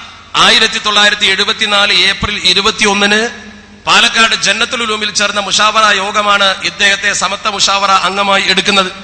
ആ മുഷാവറ അംഗമായി എടുത്ത അദ്ദേഹം സുന്നിയൻ സംഘത്തിന്റെ തലപ്പത്ത് വന്ന് ജനറൽ സെക്രട്ടറിയായി, കോഴിക്കോട് ഓഫീസ് സെക്രട്ടറിയായി, സമത്വയുടെ ഓഫീസ് സെക്രട്ടറിയായി പ്രവർത്തിക്കുന്ന സമയത്ത് അപ്പൊ തന്നെ ഇദ്ദേഹം കാപ്പട്യം പ്രകടിപ്പിച്ചത് നമ്മുടെ നേതാക്കൾ പിടിച്ചു. അദ്ദേഹം ഖത്തറിൽ പോയി. അദ്ദേഹം ഖത്തറിൽ പോയിട്ട് MV സലീം മൗലവി എന്ന് പറയുന്ന ജമാഅത്തെ ഇസ്ലാമിയുടെ പ്രവർത്തകനുമായി ബന്ധപ്പെട്ട് പരസ്യമായി അവിടെ പിരിവ് നടത്തി. ഈ പിരിവ് നടത്തിക്കൊണ്ടിരിക്കുമ്പോൾ ഈ ജമാഅത്ത് ബന്ധം കൊണ്ടേ പണം കിട്ടൂ ഖത്തറിൽ എന്ന് ബോധ്യപ്പെട്ടപ്പോൾ സമത്വയുടെ കോഴിക്കോട് ഓഫീസിലേക്ക് അദ്ദേഹം വിവരം അറിയിച്ചു. ഞാൻ വരുന്നത് വരെ സുന്നി യുവജന സംഘത്തിന്റെ മുഖപത്രമായ സുന്നി വോയിസിൽ ജമാഅത്തെ ഇസ്ലാമിയെ കുറിച്ച് ഒന്നും എഴുതാൻ പാടില്ല. ഇദ്ദേഹം വളരെ കൃത്യമായി ഈ കാര്യം സമത്വ കേരള ജംഇയ്യത്തുൽ ഓഫീസിലേക്ക് അയച്ചു. MV സലീം മൗലവിയുമായി അദ്ദേഹം വേദി പങ്കിട്ടതും ഒരുമിച്ച് അവിടെ സമ്മേളനം നടത്തിയതുമൊക്കെ 1979 നവംബർ 16 ചന്ദ്രിക പത്രത്തിലും നവംബർ 10 ലീഗ് ടൈംസ് പത്രത്തിലും ഒരുപോലെ വന്നു. ആ രണ്ട് പത്രത്തിലും ഒരുപോലെ വന്നാൽ പിന്നെ തർക്കമില്ലല്ലോ. അങ്ങനെ ഇദ്ദേഹം ഈ കത്തെഴുതിന്റെ പേരിൽ നമ്മുടെ മഹാന്മാരായ നേതാക്കൾ വളരെയധികം ഗൗരവത്തോടു കൂടി വാണിയമ്പലം മൊത്തറിമാ മുസ്ലിയാർ, അതുപോലെ തന്നെ ബഹുമാനപ്പെട്ട EK ഹസൻ മുസ്ലിയാർ, കോട്ടമൽ ഉസ്താദിനെ പോലുള്ള മഹത്തുക്കളായ പണ്ഡിതന്മാർ വളരെ ഗൗരവത്തോടെ വിഷയമെടുത്ത് ചർച്ച ചെയ്ത് നടപടിയെടുക്കണമെന്ന് പറഞ്ഞു. അവസാനം ഇരുത്തം വന്ന പണ്ഡിതന്മാർ കൂടിയാലോചിച്ച് ഓഫീസ് സെക്രട്ടറി സ്ഥാനത്ത് അദ്ദേഹത്തെ നീക്കി ഒരു പണിഷ്മെന്റ് കൊടുത്ത് ആ സ്ഥാനത്ത് KV ഉസ്താദിനെ പോസ്റ്റ് ചെയ്തു. തുടക്കത്തിൽ തന്നെ നേതാക്കളുടെ ശിക്ഷ ഏറ്റുവാങ്ങിയ ആളാ. അങ്ങനെയാണ് അദ്ദേഹം സമത്വ കേരള ജംഇയ്യത്തുൽ ഉലമയിലേക്ക് കടന്നു വന്ന് വിവാദം സൃഷ്ടിക്കുന്നത്. പിന്നെ വിവാദങ്ങളോട് വിവാദമാണ്. 1979 രാഷ്ട്രീയ പ്രമേയം കൊണ്ടുവന്നു. ഒന്നുകിൽ സമത്വ ഒരു രാഷ്ട്രീയ പാർട്ടി രൂപീകരിക്കണം, അല്ലെങ്കിൽ സുന്നിയൻ സംഘത്തെ സമത്വയുടെ രാഷ്ട്രീയ പാർട്ടിയാക്കണമെന്ന് പറഞ്ഞു. ഈ വാദം ഉന്നയിച്ചുകൊണ്ട് സമത്വ കേരള ജംഇയ്യത്തുൽ ഉലമയുടെ മുമ്പിൽ വന്നപ്പോ സമത്വയുടെ മഹാരഥന്മാരായ നായകന്മാർ പറഞ്ഞു പാടില്ല, സമത്വക്ക് അതിന്റെ പഴയകാല രാഷ്ട്രീയ നയമുണ്ട്, വ്യക്തികൾക്ക് രാഷ്ട്രീയമാകാം, സംഘടനക്ക് രാഷ്ട്രീയം പാടില്ല. ഈ നയം സമത്വ പ്രഖ്യാപിച്ചപ്പോൾ അദ്ദേഹം മനസ്സുകൊണ്ട് അത് അംഗീകരിക്കാൻ തയ്യാറായില്ല. പക്ഷേ ഉസ്താദന്മാരെ പരസ്യമായി ധിക്കരിക്കാൻ കഴിയാനുള്ള ശക്തിയില്ലാത്തത് കൊണ്ട് അന്നത് അംഗീകരിച്ചുകൊണ്ട് മുന്നോട്ട് പോയി. അങ്ങനെ ബഹളമയമായ അന്തരീക്ഷം സൃഷ്ടിക്കാൻ SSFനെയും അതുപോലെ തന്നെ SYSനെയും ദുരുപയോഗം ചെയ്ത് നമ്മുടെ കേരളക്കരയിൽ പ്രത്യേകമായി ഒരു രാഷ്ട്രീയ ലൈൻ സ്വീകരിക്കുന്നതിന് വേണ്ടി SPB എന്നൊരു സംഘടന രൂപീകരിച്ചു, സുന്നി പാർലമെന്ററി ബോർഡ്. എന്തിനാ സുന്നികൾക്ക് പാർലമെന്ററി ബോർഡ്? സുന്നികൾ മത്സരിക്കുന്നുണ്ട്. മുസ്ലിം ലീഗിന് പാർലമെന്ററി ബോർഡ് വേണം, കോൺഗ്രസിന് പാർലമെന്ററി ബോർഡ് വേണം, മറ്റു പാർട്ടികൾക്ക് വേണം. സമത്വക്ക് എന്തിനാ പാർലമെന്ററി ബോർഡ്? സമത്വ കേരള ജംഇയ്യത്തുൽ പേരിൽ കോഴിക്കോട് ടൗൺ ഹാളിൽ പാർലമെന്ററി ബോർഡ് യോഗം വിളിച്ചിട്ട് ഇന്ന സ്ഥാനാർത്ഥികളെ ജയിപ്പിക്കണമെന്ന് പറഞ്ഞു, ഇന്ന സ്ഥാനാർത്ഥികളെ തോൽപ്പിക്കണമെന്ന് പറഞ്ഞു. അങ്ങനെ സ്ഥാനാർത്ഥികളെ തോൽപ്പിക്കാനും ജയിപ്പിക്കാനുമുള്ള പ്രവർത്തനം ആരംഭിച്ചു. അതിന്റെ പേരിൽ രാഷ്ട്രീയം കളിച്ചുകൊണ്ടാണ് SSFന്റെ പ്രസിഡന്റായിരുന്ന ബഹുമാനപ്പെട്ട Panakkad Sayyid Hyderali Shihab Thangal 1979 November 6 Sayyid Hyderali Shihab Thangal 79 November 6 SSFന്റെ president സ്ഥാനം രാജിവെച്ച് കൗൺസിലിൽ നിന്ന് ഇറങ്ങിപ്പോന്നു. പാണക്കാട്ടെ തങ്ങന്മാർ ഒരു മതസംഘടനയുടെ തലപ്പത്ത് നിന്ന് രാജിവെക്കാറില്ല. ബഹുമാനപ്പെട്ട തങ്ങൾ രാജിവെച്ചപ്പോ തന്നെ മനസ്സിലാക്കാം ആ സംഘടന പിന്നെ ദുനിയാവിൽ നിന്ന് ഗുരുത്വം കിട്ടുന്ന സംഘടനയാകില്ല. കാരണം തങ്ങളാ രാജിവെച്ചത്. തങ്ങൾ രാജിവെച്ചിറങ്ങിപ്പോന്നു. പിന്നെ 79 മുതൽ 89 വരെ ഒരു വെഞ്ചതൽ പോലെ സമൂഹത്തിൽ കയറി അപകടമുണ്ടാക്കി. സമത്വ കേരള ജംഇയ്യത്തുൽ ഉള്ളിലിരുന്നു കൊണ്ട് മുസ്ലിം ലീഗ് വിരുദ്ധ രാഷ്ട്രീയം കളിച്ചു. മുസ്ലിം ലീഗിനെ എതിർക്കാൻ ആർക്കും സ്വാതന്ത്ര്യമുണ്ട്, സമത്വക്കാരന് സ്വാതന്ത്ര്യമുണ്ട്. പക്ഷെ സമത്വയുടെ പേരിൽ, സമത്വയുടെ വേദിയിൽ, സമത്വയുടെ കൊടി വെച്ച് അങ്ങനെ എതിർക്കാൻ പാടില്ലല്ലോ. അങ്ങനെ സമത്വ കേരള ജംഇയ്യത്തുൽ ഉള്ളിൽ നിന്നുകൊണ്ട് അതിശക്തമായ എതിർപ്പുണ്ടാക്കി. അപ്പോഴാണ് 1984 ശരീഅത്ത് വിവാദം വരുന്നത്. ആ ശരീഅത്ത് വിവാദം വന്നപ്പോൾ സമത്വ കേരള ജംഇയ്യത്തുൽ മഹാനായ നായകൻ ബഹുമാനപ്പെട്ട ശംസുലമയുടെ നായകത്വത്തിൽ ഇന്ത്യൻ മുസ്ലിങ്ങൾ ഒന്നിച്ചു സംഘടിച്ചുകൊണ്ട് ശരീഅത്തിന് വേണ്ടി മുസ്ലിങ്ങളുടെ ശബ്ദമുയർത്തി. അന്ന് അതിൽ ഒരിക്കലും അംഗീകാരം കൊടുക്കാതെ സമത്വ കേരള ജംഇയ്യത്തുൽ ഉലമയിൽ നിന്നും ഈ വിഭാഗം ആളുകൾ സമത്വയുടെ ഈ തീരുമാനത്തെ എതിർത്തു. സത്യത്തിൽ ശംസുലമ അന്ന് പറഞ്ഞു, എന്നും നമുക്ക് നോക്കിയാൽ ബോധ്യമാകുന്ന കാര്യമാണ്, സമത്വയുടെ ഭരണഘടനയിൽ 5 ഉദ്ദേശ ലക്ഷ്യങ്ങളുണ്ട്. ആ 5 ഉദ്ദേശ ലക്ഷ്യങ്ങളിൽ ഒരു ഉദ്ദേശ ലക്ഷ്യമാണ് മുസ്ലിം സമുദായത്തിന്റെ മതപരവും സാമുദായികവുമായ അവകാശാധികാര സംരക്ഷണം. അത് മാത്രമേ ശംസുലമ ചെയ്തുള്ളൂ. ആ അവകാശാധികാര സംരക്ഷണത്തിന് വേണ്ടിയാണ് കോഴിക്കോട്ട് മുസ്ലിം പേഴ്സണൽ ലോ ബോർഡിന്റെ യോഗത്തിൽ പങ്കെടുത്തത്. അതിനെ എതിർത്തുകൊണ്ട് അങ്ങനെ ഒരുമിച്ചിരിക്കാൻ പാടില്ലെന്ന് പറഞ്ഞ ആളുകൾ, അപ്പോഴാണ് ഈ സമൂഹത്തിൽ വിഭാഗീയത ഉണ്ടാകുന്നത്. 1984 ജനുവരി 10 സുന്നി സംരക്ഷണ സമിതി രൂപീകരിച്ചത് അപ്പോഴാ. ഞാനിങ്ങനെ യോഗത്തിൽ ആനമങ്ങാട് അബ്ദുറഹ്മാൻ മുസ്ലിയാർ ദുആ ചെയ്ത പോർത്തുപോയി. അന്ന് സുന്നി സംരക്ഷണ സമിതിയുടെ തലപ്പത്ത് വന്നുകൊണ്ട് ഈ ജിഹാദിന് തുടക്കം കുറിച്ച വ്യക്തിയായിരുന്നു അദ്ദേഹം. അള്ളാഹു ദീർഘായുസ്സ് കൊടുക്കുമാറാവട്ടെ. അന്നത്തെ കുറച്ചാളുകൾ അതിശക്തമായി ഇദ്ദേഹത്തിന്റെ രംഗത്തിറങ്ങി. അപ്പോഴാണ് പ്രതിസന്ധി ഘട്ടത്തിൽ സമത്വ അതിശക്തമായി രംഗത്തിറങ്ങുമെന്ന് ബോധ്യം വന്നത് അവർക്ക്. നമ്മൾ ഇങ്ങനെ ഒരു യോഗം നടത്തുമ്പോ എന്തിനാണ് രാഷ്ട്രീയത്തിൽ സമത്വ യോഗം നടത്തുന്നത്, എന്തിനാണ് മണ്ണാർക്കാട്ട് സമത്വയുടെ അണികൾ ഉണർന്ന് പ്രവർത്തിക്കുന്നത് ചോദിക്കുന്നവരുണ്ടാകും. ഒരു രാഷ്ട്രീയ പാർട്ടിയെ ഇല്ലാ കഥ പറഞ്ഞുകൊണ്ട് പ്രതിസന്ധിയിലാക്കുമ്പോ ഇവിടെ സംഭവിച്ചത് എന്താ? നേരത്തെ ഇവിടെ ആവർത്തിച്ച് സൂചിപ്പിച്ചതുപോലെ ഈ മത്സരിക്കുന്ന MLA സ്വപ്നത്തിൽ പോലും അറിയാത്ത കാര്യം അദ്ദേഹത്തിന്റെ മേൽ ആരോപിച്ചു. ഒരു പാവപ്പെട്ട മനുഷ്യന്റെ മേൽ ഇത്തരം ആരോപണം ഉന്നയിച്ചുകൊണ്ട്, ഇനി അയാൾ എത്ര ശക്തനാണെങ്കിലും അയാൾ അറിയാത്ത കാര്യം അയാൾ മേൽ ആരോപിച്ചുകൊണ്ട് ഒരു തെറ്റിദ്ധാരണ വരുത്തുമ്പോൾ അത് ശരിയല്ലെന്ന് പറയേണ്ട ഉത്തരവാദിത്വം നമുക്കില്ല. കാരണം സമത്വയുടെ പേരിലാണ് ഇത് പറയുന്നത്. സമത്വ കേരള ജംഇയ്യത്തുൽ ഉലമയുടെ പേരിലാണ് അവർ പറയുന്നത്. ഇത്തരം നടപടികൾ സമത്വ മുമ്പും ചെയ്തിട്ടുണ്ട്. ആ നടപടികളിലേക്കുള്ള തെളിവാണ് മഞ്ചേരിയിൽ CH മുഹമ്മദ് കോയ സാഹിബ് മരണപ്പെട്ടപ്പോൾ ഉപതെരഞ്ഞെടുപ്പ് വന്നു. 1984 മഞ്ചേരി ഉപതെരഞ്ഞെടുപ്പ് മത്സരിക്കുന്ന സ്ഥാനാർത്ഥി ബഹുമാനപ്പെട്ട ഇസ്ഹാഖ് കുരിക്കൽ. ഞാൻ ആ യോഗത്തിൽ പങ്കെടുത്തതാണ്. അന്ന് മുസ്ലിം ലീഗ് സംഘടിപ്പിച്ചു മഞ്ചേരിയിൽ ഒരു പണ്ഡിത സമ്മേളനം. സമത്വയല്ല സംഘടിപ്പിച്ചത് മുസ്ലിം ലീഗാണ്. മുസ്ലിം ലീഗ് സംഘടിപ്പിച്ച പണ്ഡിത സമ്മേളനത്തിലേക്ക് എന്തിനാ സമത്വ പോയത്? കണ്ണിയത്ത് ഉസ്താദ് പോയി, ബഹുമാനപ്പെട്ട കോട്ടുമല ഉസ്താദ് പോയി, അതുപോലെ തന്നെ MM ബഷീർ മുസ്ലിയാർ പോയി. അങ്ങനെയുള്ള മഹത്തുക്കളായ പണ്ഡിതന്മാർ മുഴുവൻ കോഴിക്കോട് മലപ്പുറത്ത് മഞ്ചേരിയിൽ സംഘടിപ്പിച്ച അവിടുത്തെ സഭാഹാളിന് സമീപമുള്ള ഗ്രൗണ്ടിൽ സംഘടിപ്പിച്ച പരിപാടിയിൽ ചെന്നുകൊണ്ട് നമ്മുടെ ബഹുമാന്യരായ ഉസ്താദുമാർ തെറ്റിദ്ധാരണ തിരുത്തി. എന്തേ തെറ്റിദ്ധാരണ തിരുത്താൻ കാരണം? എന്തിനാ മുസ്ലിം ലീഗ് സംഘടിപ്പിച്ച യോഗത്തിലേക്ക് സമത്വയുടെ പണ്ഡിതന്മാർ പോയത്? മുസ്ലിം ലീഗ് എന്തിനാ പണ്ഡിത സമ്മേളനം സംഘടിപ്പിച്ചത്? സമത്വ കേരള ജംഇയ്യത്തുൽ ഉലമയുടെ പേരിൽ MDP എന്ന പാർട്ടി വന്നു. ഫാറൂഖ് മൗലവി മത്സരിക്കുന്നു ബഹുമാനപ്പെട്ട കുരിക്കൽക്കെതിരെ. ഫാറൂഖ് മൗലവി പ്രചരിപ്പിച്ചു, അദ്ദേഹത്തിന്റെ അണികൾ പ്രചരിപ്പിച്ചു, അദ്ദേഹത്തിന്റെ കൂടെ ഈ കൂട്ടർ നിന്നു. അവര് പ്രചരിപ്പിച്ചത് പരസ്യമായി എന്ന് സമത്വയിൽ ഭിന്നിപ്പുണ്ടായിട്ടില്ല, സമത്വയിൽ ആ ചേരിതിരിവുണ്ടായിട്ടില്ല. പക്ഷേ ഈ ചേരിതിരിവ് 89 മുതൽ ആരംഭിച്ച ഇദ്ദേഹം 84 അത് ശക്തമാക്കി നിർത്തിയപ്പോ സമത്വ കേരള ജംഇയ്യത്തുൽ ഉലമയുടെ സ്ഥാനാർത്ഥിയാണ് ഫാറൂഖ് മൗലവി എന്ന് തെറ്റിദ്ധരിപ്പിച്ചു. അത് ശരിയല്ല എന്ന് പറയേണ്ട ഉത്തരവാദിത്തത്തിനാണ് സമത്വ പോയത്. വോട്ട് പിടിക്കാനല്ല സമത്വ പോയത്. ലീഗിനെ ഇങ്ങനെ തെറ്റിദ്ധരിപ്പിക്കുമ്പോ തെറ്റിദ്ധാരണ ശരിയല്ലെന്ന് പറയാനാ കോട്ടുമല ഉസ്താദും കണ്ണിയത്ത് ഉസ്താദും പോയത്. ഇവിടെയും നമ്മൾ ഇറങ്ങിയതിന് ശംസുദ്ദീൻ ഈ വിഷയത്തിൽ തെറ്റുകാരനല്ലെന്ന് ബോധ്യപ്പെടുത്താൻ. ആ ബോധ്യപ്പെടുത്തൽ നമ്മുടെ ആവശ്യമാണെന്ന് നേതാക്കൾ കാണിച്ചെന്ന വഴിയാണ്. ഇന്ത്യ മഹാരാജ്യം വർഗീയതയിലേക്ക് പോകുന്നു എന്ന് ബോധ്യപ്പെട്ടപ്പോ, ഫാസിസ്റ്റുകൾ അധികാരത്തിൽ വരുമെന്ന് ബോധ്യപ്പെട്ടപ്പോ 2009 ലോക്സഭാ തെരഞ്ഞെടുപ്പ്, 2009 ലോക്സഭാ തെരഞ്ഞെടുപ്പ് ഈ ഇരിക്കുന്ന ബാപ്പു മുസ്ലിയാർ അടക്കമുള്ള നേതാക്കൾ ചെറുശ്ശേരി ഉസ്താദിനെ മുന്നിൽ നിർത്തിക്കൊണ്ട് മലപ്പുറത്തെ കോഴിച്ചിനയിൽ ഒരു നയപ്രഖ്യാപന സമ്മേളനം നടത്തി. ആ നയപ്രഖ്യാപന സമ്മേളനത്തിൽ ബഹുമാനപ്പെട്ട ചെറുശ്ശേരി ഉസ്താദ് കൃത്യമായി പ്രസംഗിച്ചു. നമ്മൾ ആർക്കും വോട്ട് ചെയ്യാനല്ല പറഞ്ഞത്, ഫാസിസ്റ്റുകൾ അധികാരത്തിൽ വരുന്നതിനെതിരെ അതിശക്തമായ മുന്നറിയിപ്പ് നൽകിക്കൊണ്ടായിരുന്നു കോഴിച്ചന സമ്മേളനം സംഘടിപ്പിച്ചത്. കൃത്യമായി പറഞ്ഞാൽ 2009 ഏപ്രിൽ 8 കോഴിച്ചനയിൽ സംഘടിപ്പിച്ച ആ സമ്മേളനം. ഈ 2 സമ്മേളനങ്ങൾ എന്തിനാണ് സംഘടിപ്പിച്ചത്? ഒരു പ്രതിസന്ധി ഘട്ടത്തിൽ ഉമ്മത്തിന് ദിശാബോധം കൊടുക്കുവാൻ. ഉമ്മത്തിനെ തെറ്റിദ്ധരിപ്പിക്കാൻ പാടില്ല. സത്യസന്ധമായി സമൂഹത്തെ നിർത്തേണ്ട ഉത്തരവാദിത്തം ആലിമീങ്ങൾക്കുള്ളത് കൊണ്ട് ആ കർമ്മധർമ്മം മാത്രമേ പണ്ഡിതന്മാർ നിർവഹിച്ചുള്ളൂ. അവർ രാഷ്ട്രീയത്തിലേക്ക് ഇറങ്ങിയില്ല, ഇറങ്ങാൻ ആഹ്വാനം ചെയ്തതുമില്ല. പ്രതിസന്ധി ഘട്ടത്തിലൊക്കെ സമത്ത അതിന്റെ ദൗത്യം നിർവഹിച്ചിട്ടുണ്ട്. 1989 ഇദ്ദേഹം പരസ്യമായി രംഗത്ത് വന്നുകൊണ്ട് കുന്നമംഗലത്ത് യോഗം വെച്ചു. ആ കുന്നമംഗലത്തെ യോഗത്തിൽ വെച്ചുകൊണ്ട് അദ്ദേഹം ചെയ്ത ആ പ്രസംഗം 89 നവംബർ 18 എല്ലാ പത്രത്തിലും ഉണ്ടായിരുന്നു. മാതൃഭൂമി പത്രത്തിൽ വലിയ ഹെഡിംഗ് ആയി വന്നു. മാതൃഭൂമി പത്രത്തിൽ നീണ്ട വരിയിൽ വന്നു. മുസ്ലിങ്ങളിൽ ഭിന്നിപ്പുണ്ടാകുമ്പോൾ അവർക്ക് സന്തോഷം ഉണ്ടായിരിക്കാം, എന്താവട്ടെ. വളരെ ഗൗരവത്തോടു കൂടി ആ പത്രത്തിൽ വാർത്ത വന്നപ്പോൾ അദ്ദേഹത്തിന്റെ ഫോട്ടോയും കുന്നമംഗലത്തെ മേഖലാ സുന്നി സമ്മേളനവും അതിൽ അദ്ദേഹം പ്രഖ്യാപിച്ചു, മുസ്ലിം ലീഗ് അള്ളാഹുവിന്റെ ദീനിനെതിരാണ്, അതുകൊണ്ട് മുസ്ലിം ലീഗിന് വോട്ട് ചെയ്താൽ അള്ളാഹുവിനോട് സമാധാനം പറയേണ്ടി വരും. അങ്ങനെ പ്രസംഗിച്ചത് കാരണം മരിച്ച കബർക്കിലും ആദ്യം ചോദിക്കുക ഇയാർക്കാ വോട്ട് ചെയ്തതെന്നല്ലേ, അങ്ങനെ ചോദിക്കാം. അതാണ് അദ്ദേഹം പഠിപ്പിച്ചത്. അങ്ങനെ പഠിപ്പിച്ചുകൊണ്ട് സമൂഹത്തെ തെറ്റിദ്ധരിപ്പിച്ചു. കുന്നമംഗലത്ത് വെച്ച് ചെയ്ത ആ പ്രസംഗം തെറ്റിദ്ധാരണജനകമായതുകൊണ്ട് സമത്വ കേരള ജമിയത്തുൽ ഉലമ പ്രസ്താവിച്ചു, അങ്ങനെ തീരുമാനം സമത്വക്കില്ല. ഓരോ സമയത്തും ഇവരാണ് രാഷ്ട്രീയത്തിൽ ഇറങ്ങിയത്. 2009 രണ്ടത്താണി പൊന്നാനിയിൽ മത്സരിക്കുന്ന സമയത്ത് ടി മുഹമ്മദ് ബഷീർ സാഹിബിനെതിരെ മത്സരിക്കുമ്പോ അവർ അതിശക്തമായി അയാൾക്ക് പിന്തുണ കൊടുത്തു എന്ന് മാത്രമല്ല, എന്റെ പിന്നിൽ എന്റെ പ്രിയപ്പെട്ട സുഹൃത്തിരിപ്പുന്നുണ്ട് മുഹമ്മദ് രാമന്തളി. അദ്ദേഹം എന്നോട് പറഞ്ഞു, അദ്ദേഹം വന്ന അപ്പുറത്താ, അദ്ദേഹം പറഞ്ഞു ഞാൻ ചെയ്ത പണി ഞാൻ ഇപ്പൊ പറഞ്ഞുതരാന്ന് പറഞ്ഞു. അദ്ദേഹത്തോട് മലപ്പുറത്തെ സ്വലാത്ത് നഗറിലുള്ള തങ്ങൾ, ഞാൻ അദ്ദേഹത്തെ ബഹുമാനിക്കുന്നു, പക്ഷേ ഈ ചെയ്ത പണി പറയാതിരിക്കാൻ പറ്റൂലല്ലോ.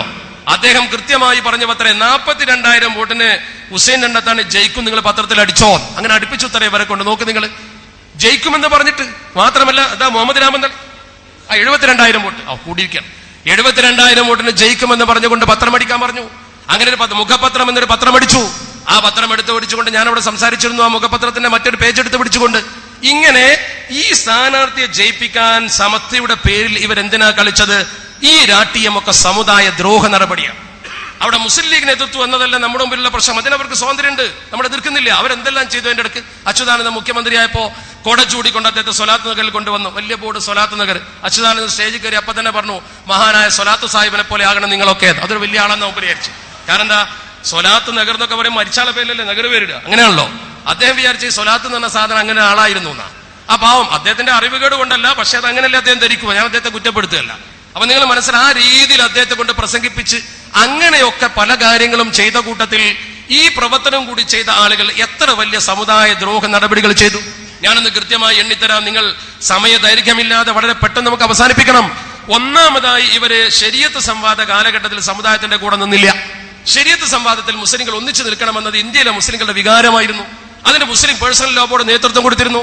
അന്ന് ശംസുലമയുടെ നടപടി വിമർശിച്ചു, അത് തെറ്റായിരുന്നില്ലേ? രണ്ടാമത്തത് ബാബരി പള്ളി പ്രശ്നം, ബാബരി മസ്ജിദിന്റെ പ്രശ്നം ഈ രാജ്യത്ത് കത്തിച്ചൊലിക്കുമ്പോൾ ബാബരി മസ്ജിദ് പ്രശ്നം ഇന്ത്യയിലെ മുസ്ലിമിന്റെ ഗൗരവമുള്ള വിഷയമല്ലേ? ആ വിഷയത്തിൽ ഇയാൾ എവിടെയാ നിന്നത്? അയാളും അയാൾ അനുയായികളും പറഞ്ഞു ബാബരി പള്ളി പ്രശ്നമല്ല, പാലപ്പറ്റ പള്ളിയാണ് പ്രശ്നം. അങ്ങനെയാണ് അദ്ദേഹം പറഞ്ഞത്. അത് കാരണം പാലപ്പറ്റ പള്ളി മുജാഹിദുകൾ പിടിച്ചടക്കിയിരിക്കുന്നു, വിദ്വേഷത്തിനെതിരെ ശബ്ദിക്കണമെന്നാ പറഞ്ഞത്. മറ്റൊന്ന്, 1988 മതസ്ഥാപന ദുരുപയോഗ ബില്ല് വന്നു. മതസ്ഥാപന ദുരുപയോഗ ബില്ല് വന്നപ്പോൾ അതിന്റെ ഗൗരവം സമൂഹത്തെ ബോധ്യപ്പെടുത്തി. നാട്ടിക മൂസ മൗലവിയൊക്കെ അന്ന് ചെയ്ത പ്രസംഗം, എന്റെ സുഹൃത്ത് ദ്വൈബൈസി ഞങ്ങളൊക്കെ ചെയ്ത പ്രസംഗം അറിയാം. അന്ന് ഈ മതസ്ഥാപന ദുരുപയോഗ ബില്ല് വന്നാൽ ഒരു കുഴപ്പവുമില്ല എന്ന് പ്രസംഗിക്കുകയും എഴുതുകയും ചെയ്ത ആളാണ് ഇദ്ദേഹം. സമൂഹത്തിന്റെ പൊതുപ്രശ്നത്തിൽ എപ്പോഴും മുസ്ലിങ്ങളിൽ നിന്ന് ഭിന്നമായിട്ട് നിന്നിട്ടുള്ളൂ. മാത്രമല്ല മുസ്ലിങ്ങൾക്ക് കമ്മ്യൂണിസ്റ്റ് ആകാമെന്ന് പരസ്യമായി പ്രഖ്യാപിച്ചു. ഞാൻ ആ വിഷയത്തിൽ ഇടപെടുന്നില്ല. സമത്വക്കകത്ത് ചേരിതിരിവുണ്ടാക്കി ഇയാൾ ചെയ്ത ഓരോ പ്രവർത്തനം ഒക്കെ കഴിഞ്ഞു. സമത്വയുടെ പുറത്ത് ഈ സമുദായത്തെ ഭിന്നിപ്പിച്ചു. നിങ്ങൾക്കറിയില്ലേ, നമ്മുടെ ഉമ്മത്തിൽ ഓരോ മഹല്ലത്തിലും അഹ്ലുൽ ഹല്ലി വൽ അഖദ് കാദിമാരെ നിയമിക്കും. അങ്ങനെ ഓരോരുത്തരും കാദിമാരെ നിയമിച്ചുകൊണ്ട് ആ കാദിമാർ നമ്മുടെ സമൂഹത്തിൽ കൃത്യമായി കാര്യങ്ങൾ നിറവേറ്റിക്കൊണ്ടിരിക്കുമ്പോ ഇവർ ഒരു ജില്ലാ കാദി നിയമനം ഓരോ സ്ഥലത്തും ജില്ലാ കാദിമാര്. ഞാൻ ഇപ്പോഴും ഓർക്കുന്നു, പാണക്കാട് സയ്യിദ് മുഹമ്മദ് അലി ശിഹാബ് തങ്ങൾ, അള്ളാഹു അദ്ദേഹത്തിന്റെ ഖബർ വിശാലമാക്കി കൊടുക്കുമാറാവട്ടെ, എല്ലാവരും അംഗീകരിക്കുന്ന ഒരു വ്യക്തിത്വമാണ്.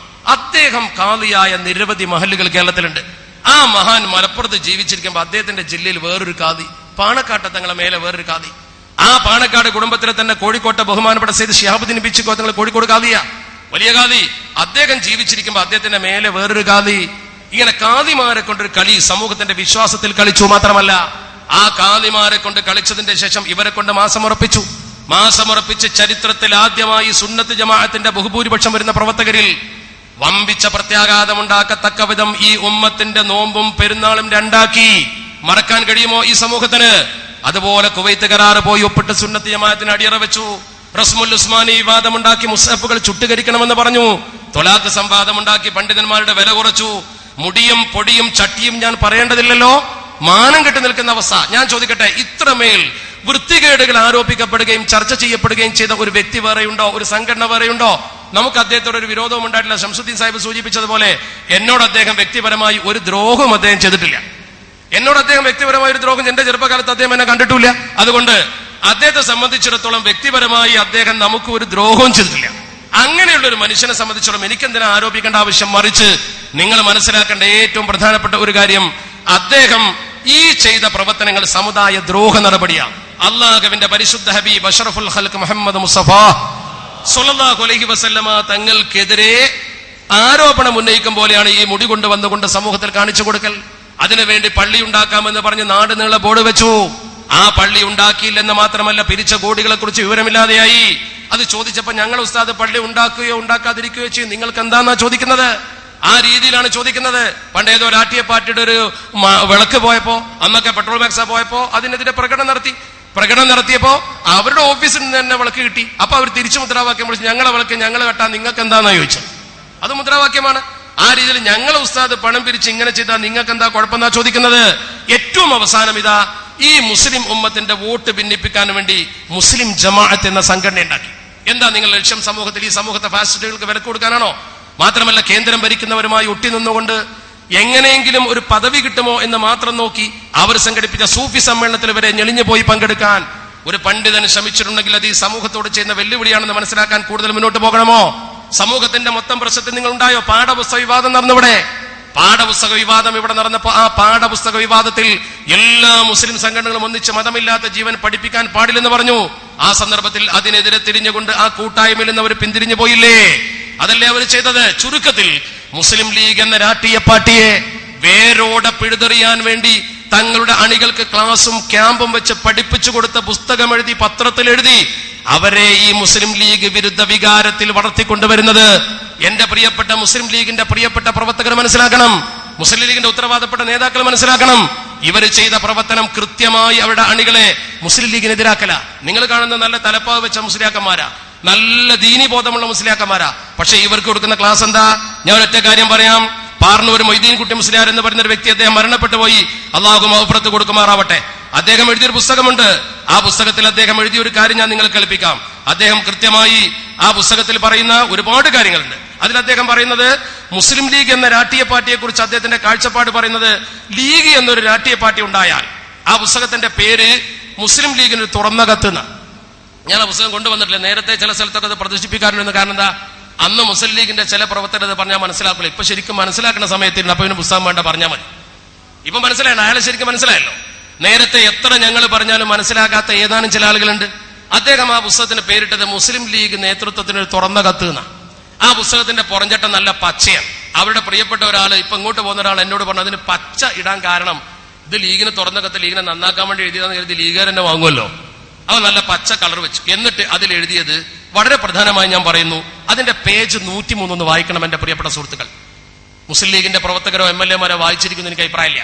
അതിന്റെ പേജ് 103 വളർന്നു വരുന്ന ഒരു തലമുറ അവർ പഠിപ്പിച്ച എന്താ, ഞാൻ വായിക്കുന്നത് അക്ഷരം പ്രതി ആ പുസ്തകത്തിലുണ്ട്. നിങ്ങൾക്ക് വേണമെങ്കിൽ ആ പുസ്തകം കൊണ്ടുവന്ന് ഞാൻ കാണിച്ചു തരാം. ആ പുസ്തകം വിപണിയിൽ ഇപ്പോഴും കിട്ടും. സഖാഫിമാരൊക്കെ കൊണ്ടു നടക്കുന്ന പുസ്തകമാണ്. രഹസ്യമായി അവർ ചെയ്യുന്ന ഈ പ്രവർത്തനം എന്തുകൊണ്ട് നിങ്ങൾ മനസ്സിലാക്കുന്നില്ല? ഒരു സമൂഹത്തെ ഇങ്ങനെ സമുദായ ദ്രോഹികളാക്കി മാറ്റാൻ പാടുണ്ടോ? ലീഗിനെതിരെ പറയാൻ കുഴപ്പമില്ല, നമുക്കതിന് എതിർപ്പില്ല. പക്ഷെ അവർ പറഞ്ഞ വാക്കെന്താ? പേജ് 103 പറയുന്നു, ഒരു ശിപായിയുടെയോ അല്ലെങ്കിൽ അടിച്ചു വാരുന്നവന്റെയോ ജോലിയെങ്കിലും പാവപ്പെട്ട ഒരു മുസ്ലിം കുടുംബത്തിന് വാങ്ങിക്കൊടുക്കാൻ ഭരണത്തിലുള്ള ലീഗിന് കഴിഞ്ഞിട്ടുണ്ടോ എന്ന് ചോദ്യം. ഇത് ഔദാര്യമല്ലല്ലോ, അവകാശമല്ലേ? എന്നിരിക്കെ എന്തിനാണ് മുസ്ലിം ലീഗ് എന്ന പേരിൽ ഒരു സംഘടന? ചോദ്യം. മുസ്ലിം ലീഗ് എന്ന പേരിൽ ഒരു സംഘടനയുടെ പ്രസക്തി അടിസ്ഥാനപരമായിട്ടാണ് ചോദ്യം ചെയ്യുന്നത്.